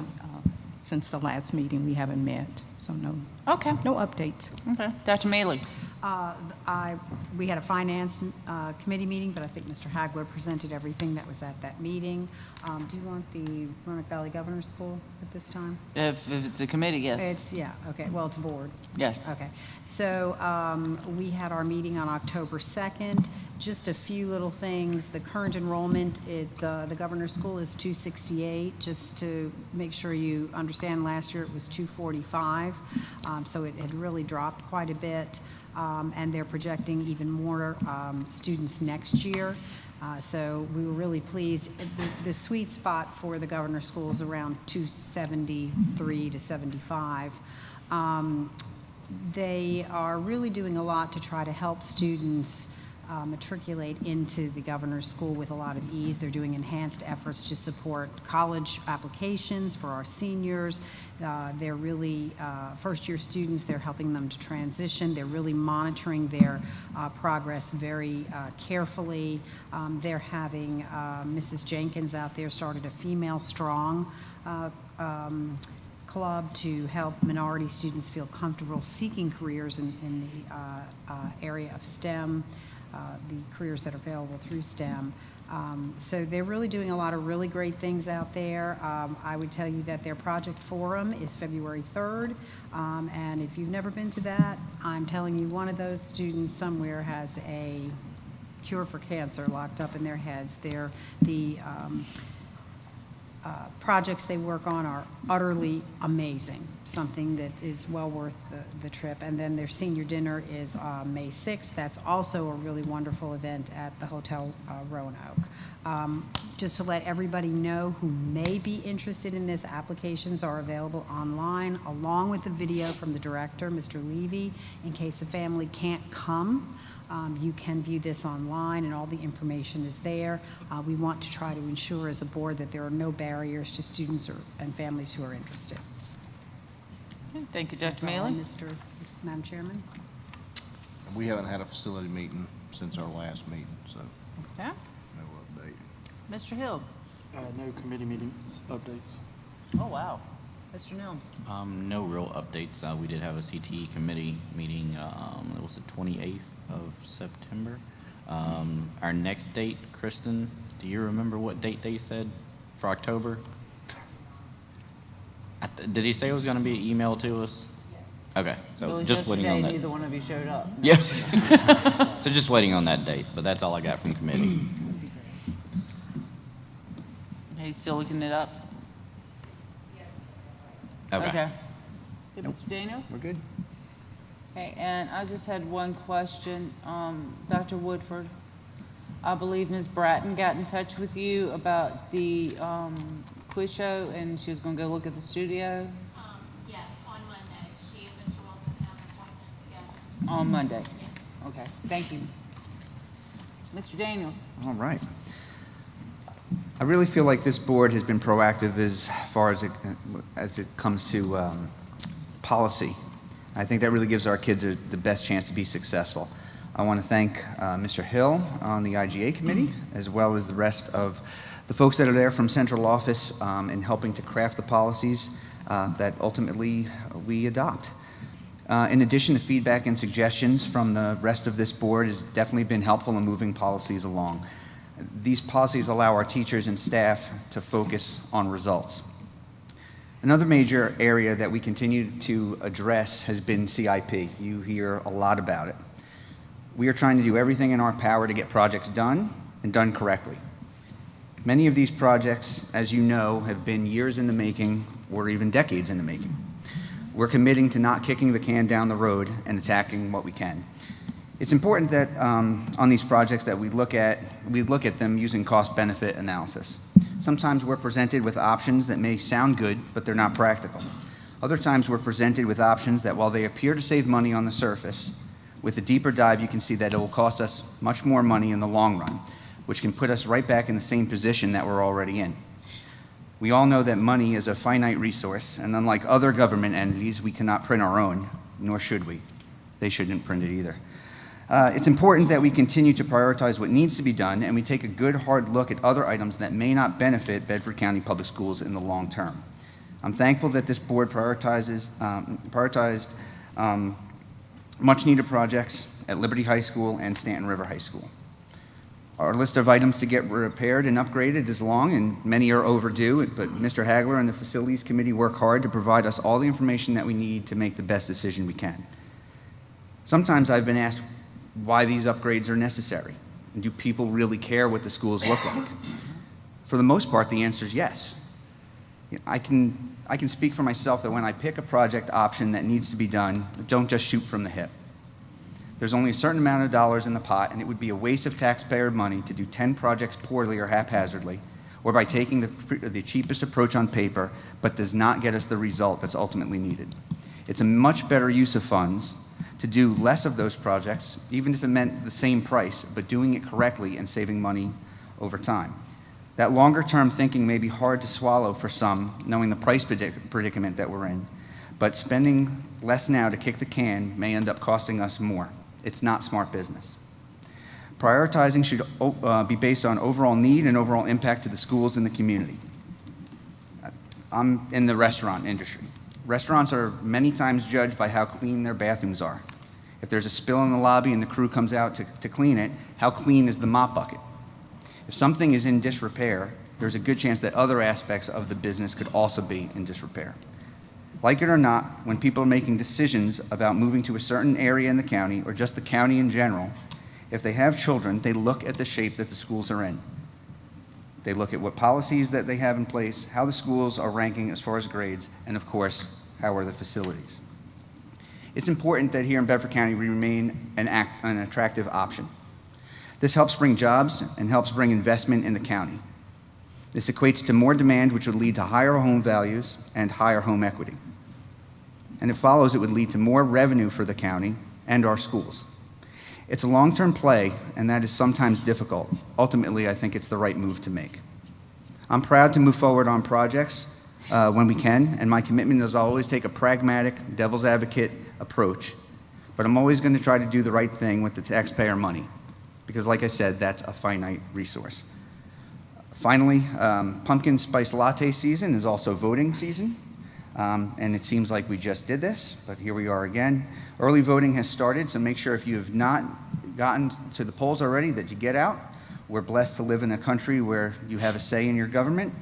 We want our students studying for tests, so we would expect the same for the voters. Do the research and find out who has your back and what side of the issues people are on. Thank you. Thank you, Mr. Daniels. Mr. Nelms? No comment. And Mr. Hill? Oh, I'm sorry. Mr. Holbrook? I would just like to say, you know, as far as some of the projects, I know it has been a year, as it was stated earlier, but it's a lot of moving parts in this, and it's just a slow process. I mean, the government's involved in it, so that's even worse. So, but it's, you know, we're heading in the right direction. It took a long time to get here, and it's going to take just as long to get it straightened out. That's it. Thank you, Mr. Holbrook. Dr. Mealy? Yes, I just have a few comments. I want to thank Liberty High School for our little goodies today. Those were really nice to see at our space in the closed meeting, so thank you for those. Always want to thank our faculty and staff for all you do for our students as they walk through their educational journey. Just remember, all of you are integral to the success of our students, and you make a difference one day at a time. And every time you show up for work and you're there helping children, you touch the future of America. Very few professions can say they touch the future of America. So thank you for everything that you do for that. Also, just a question for Dr. Bergen. Since benchmark results will be finished, are we going to get a report for that before the next board meeting, since that's quite a ways away? That would include a breakdown of our subgroups as well. I'm still having just a tad bit of trouble hearing every word until we balance out these microphones. So you're asking for a report on on the benchmarks since they're Oh, ending, yeah, either ended that- or they are ending, and At our next board meeting, yes, ma'am. can we get it before then? I mean, since they're over now, or in the next couple of days, they'll be over. Let me consult with staff to see where we are in results and how quickly we can get it, because we can always send something to you in a Wednesday memo. Right, right. Sure. And, a breakdown of the subgroups within that would be very helpful as well. Okay. Thank you. I have nothing else, Madam Chairman. Okay, thank you, Dr. Mealy. Ms. Hairston? Yes, thank you. I also would like to thank Liberty High School administration staff for my notepad and stickers. I love notepads. I can never get enough of them. And so thank you so very much. I also want to take a moment just to commend our high school football teams, athletic teams, and players. And I believe we have 2 high schools, correct me if I'm wrong, who will have some, their homecomings are coming up, if I'm not mistaken. So I hope everyone has a great homecoming celebration. That's always a wonderful time for the schools as well as the community. And I have to take a moment to congratulate JF High School's football team. I'm doing this because I'm a little biased to a couple of the students who are football players. They happen to be former Otter River students, and they are just doing a tremendous job and are just fantastic players. But I do want to just commend that football team for such currently an outstanding record. And that's all that I have. Thank you. 6-0 in case those numbers. Yeah, I know. You starting over here. Thank you, Ms. Harrison. Mr. Hill? All right. So again, just to echo, thank you, Liberty High School, for hosting tonight. I really appreciate you guys making it available for us. I want to thank the 2 principals who presented tonight. I know that is a big ask with the schedules that you have and what is going on, but I think it's important for us as a board to see the things that are going on in each individual school and how you're approaching making things better. Sometimes there's going to be tough questions, but again, I just think it's important to get the information out in front of the public to make sure they understand, hey, we realize we've got some work to do, but here's how we're attacking it. So I really appreciate that. Thank you to the staff. I know I'm sometimes the worst one where I start asking questions and pushing stuff, but I want to say thank you for taking the feedback that I know that I have given you as far as adding data and making sure we can see past history and current, and then cutting out a lot of the reading and putting bullet points and then talking based on the knowledge that you have versus reading it to us. That to me is a much better presentation and it flows better. So I wanted to say thank you for doing that. I know Matt touched on this as far as the CIPs and projects. We continue to hear about sidewalks and awnings. I'm telling the public right now, if there's anything that I have control over, we are going to do the sidewalks and awnings at Liberty High School and Stanton River High School. It needs to be done. We're going to figure it out. It's going to be done. Yes, it's taken us a while. Sometimes it takes us a while, but we're going to do it. So I just want to make sure you understand we have not forgot. One of the other things that I continue to hear in the public and have questions about, it used to be Liberty High School and Stanton River High School, but it's more Liberty about the number of students. And what are we going to do about students? And so what I'm going to ask the staff to do, and I don't know where it fits, but Dr. Bergen, I'm going to ask you to figure it out. And I would like to ask for consensus of the board because it seems to be something I get told it has to be a consensus in order for us to go attack it. But what I want to do is I want to make it an agenda item or some type of report on a monthly basis of information that we have received from Bedford County. And I don't know if it comes directly from the Board of Supervisors or if it comes from the economic team. But I want information that shows what has been done that will increase businesses and families for these 2 school zones. So we can understand and help the public know when additional students are coming. I've said this before, I'm going to be very clear. We have facilities. We have open seats. We're ready. And so I think it's important for us to understand when those things are going to be approved, if it has been approved, if it's in the news. I know you send us Wednesday memo documents about what's in the paper, but I'm going to ask the team to figure out where does it fit. And then I want to make sure we're talking about it so we know what's planned for Liberty Zone, so we can keep the public apprised on that. Are you asking for that as a report, or can we do that by Wednesday memos, once a month? Well, I think it's important for it to take place at the school board meetings, so we're talking about it and not just flipping through it on a Wednesday memo and we know what's going on with it. So I would like consensus. I don't know, do you have to do that or? I have to call for the consensus. Okay.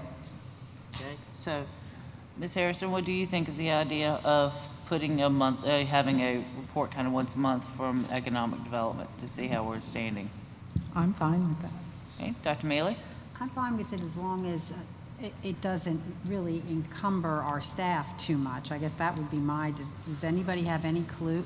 Does anybody have any clue as to how much time that might take from you? Or maybe we should investigate that first to see, maybe it's once more, it would be better, you would be better serving our students if it was once a quarter? Sure, if I can jump in there, I appreciate the ask. I'm just sitting here reflecting, Mr. Hill, if I could provide any information to you about that, as I understand your request, what do I know and what does my staff know about economic development and plan development within our school zones? Not much. I don't get reports. I'm not sitting on reports that I'm not forwarding on to you, so I'll have to call my friends in the county and ask them what they know and what information they could provide for me that I could then provide for you, because I really would have a very difficult time meeting that request. Okay, well, maybe I misunderstood, but I thought you have conversations with Mr. Hiss on I a do. monthly, weekly basis. So if I- you have anything to report, you report it. If you don't, you have no additional information to share that month. Sure. It's a report from Dr. Bergen, then? It can be included in his comments. Okay. Sure. Okay. You okay with that? Yeah. I'm okay with it. So we do have a general consensus then for at least for it to appear in the superintendent's report. If there's been any update from Mr. Hiss or from the county as far as any development, proposed development. Yep, that would impact us. Yep. Okay. All right, that's it for me. Thank you, Mr. Hill. As always, I'm last but not least, I hope. I want to say congratulations to the new father. I talked to him earlier, and he is a little sleep deprived, but that comes with the territories, he knows. So, and thank you for giving me the privilege of being able to announce it last month. I appreciate that. And Mr. Nelms will probably roll his eyes at me when I do this, but here is my monthly plug for bus drivers. And evidently, it's getting pretty serious if we're going to hit the news and we're going to hit social media. And we're going to have a driving event on Saturday, which actually sounds like fun, out here in the parking lot. And I did note it was from 9 to 11. Is that correct? 9 a.m. to 11 a.m. Okay, and so everyone will be cleared out of here before homecoming begins. So come on out. If you know anyone, send them out. We will pay to train. We can really use people. Thank you to Dr. Graham and Mr. Spalding for your presentations. I have known Dr. Graham for quite a while. He had my children in elementary school, then all through middle school. And I've known Mr. Spalding when he was Mr. Graham's assistant principal at Bedford Elementary School. Both those men are awesome, and they are doing great work. I've seen the whole atmosphere of Liberty Middle School change when Mr. Graham took over, and I appreciate that these guys are recognizing their challenges and coming up with a good plan on how to conquer those challenges. I want to piggyback off my fellow board members, thanking Mr. Tucker and everyone here for hosting us here at Liberty. It's always wonderful to be back home. October 16th, was originally scheduled to be a workday, is that correct? Or was there talk of it being a workday at some point in time? No, there was an accidental upload of a wrong calendar, and luckily we caught it, and we've sent messages out to the principals to make sure, because they were advertising it wrong. So we corrected it several months ago, but it wasn't on the official calendar as a workday. It was an old calendar version that accidentally got uploaded. Okay, so that's what we're in happened. school. Okay. Yeah. Okay. Of course, I have heard from teachers, which I appreciate doing. And when we are looking at potential calendars for the future, if we could do something to help them out as far, because of the time deadline with 9 weeks ending today, still having to teach class on Friday, grades are due Monday, so, you know, that's gonna put them as working over the weekend. So if we could give them some type of work day around the quarters, that would be helpful. I'm just saying. Thank you to Sergeant Hall, Lieutenant Hoover. I enjoyed recognizing you tonight, but it was a much-deserved recognition. I see Mr. Hall interact with the students out here, and I've seen him at ball games, and the way the kids come up and talk to him, you can tell that he is a real mentor to these kids, and I really appreciate him being around and being there for the students. Mr. Hagler, I know you have told us that we are going to have a tight year, and I appreciate that, but I've been here for quite a while. I've known you for quite a while. And you have always been amazing to me on how well you can predict and how well you can budget. So I look for, I'm pretty sure at your direction and helm that we will be okay. And I appreciate you keeping an eye on everything for us.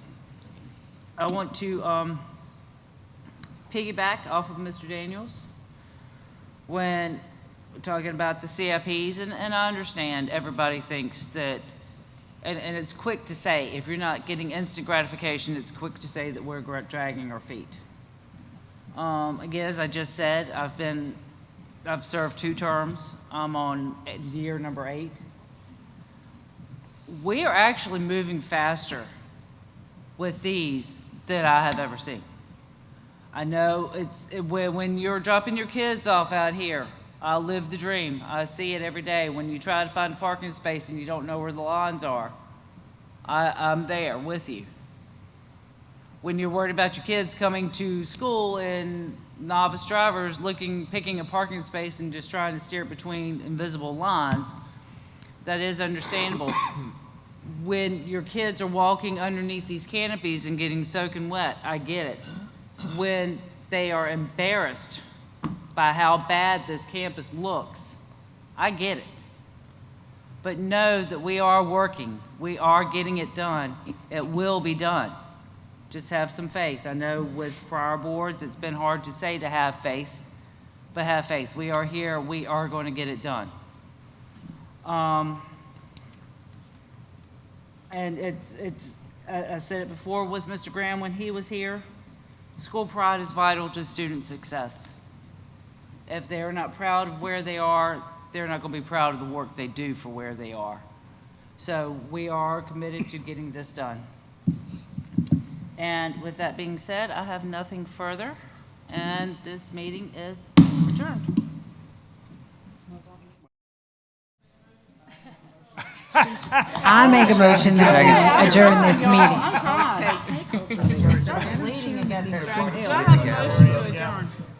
You have a motion. Okay, I'm sitting here waiting. Do I have a second? Second. Second by Ms. Harrison. I'm trying to get to a anybody have a Band-Aid, by the way? No, and we have no discussion either. I have a motion, a second. Any discussion? Nope. No.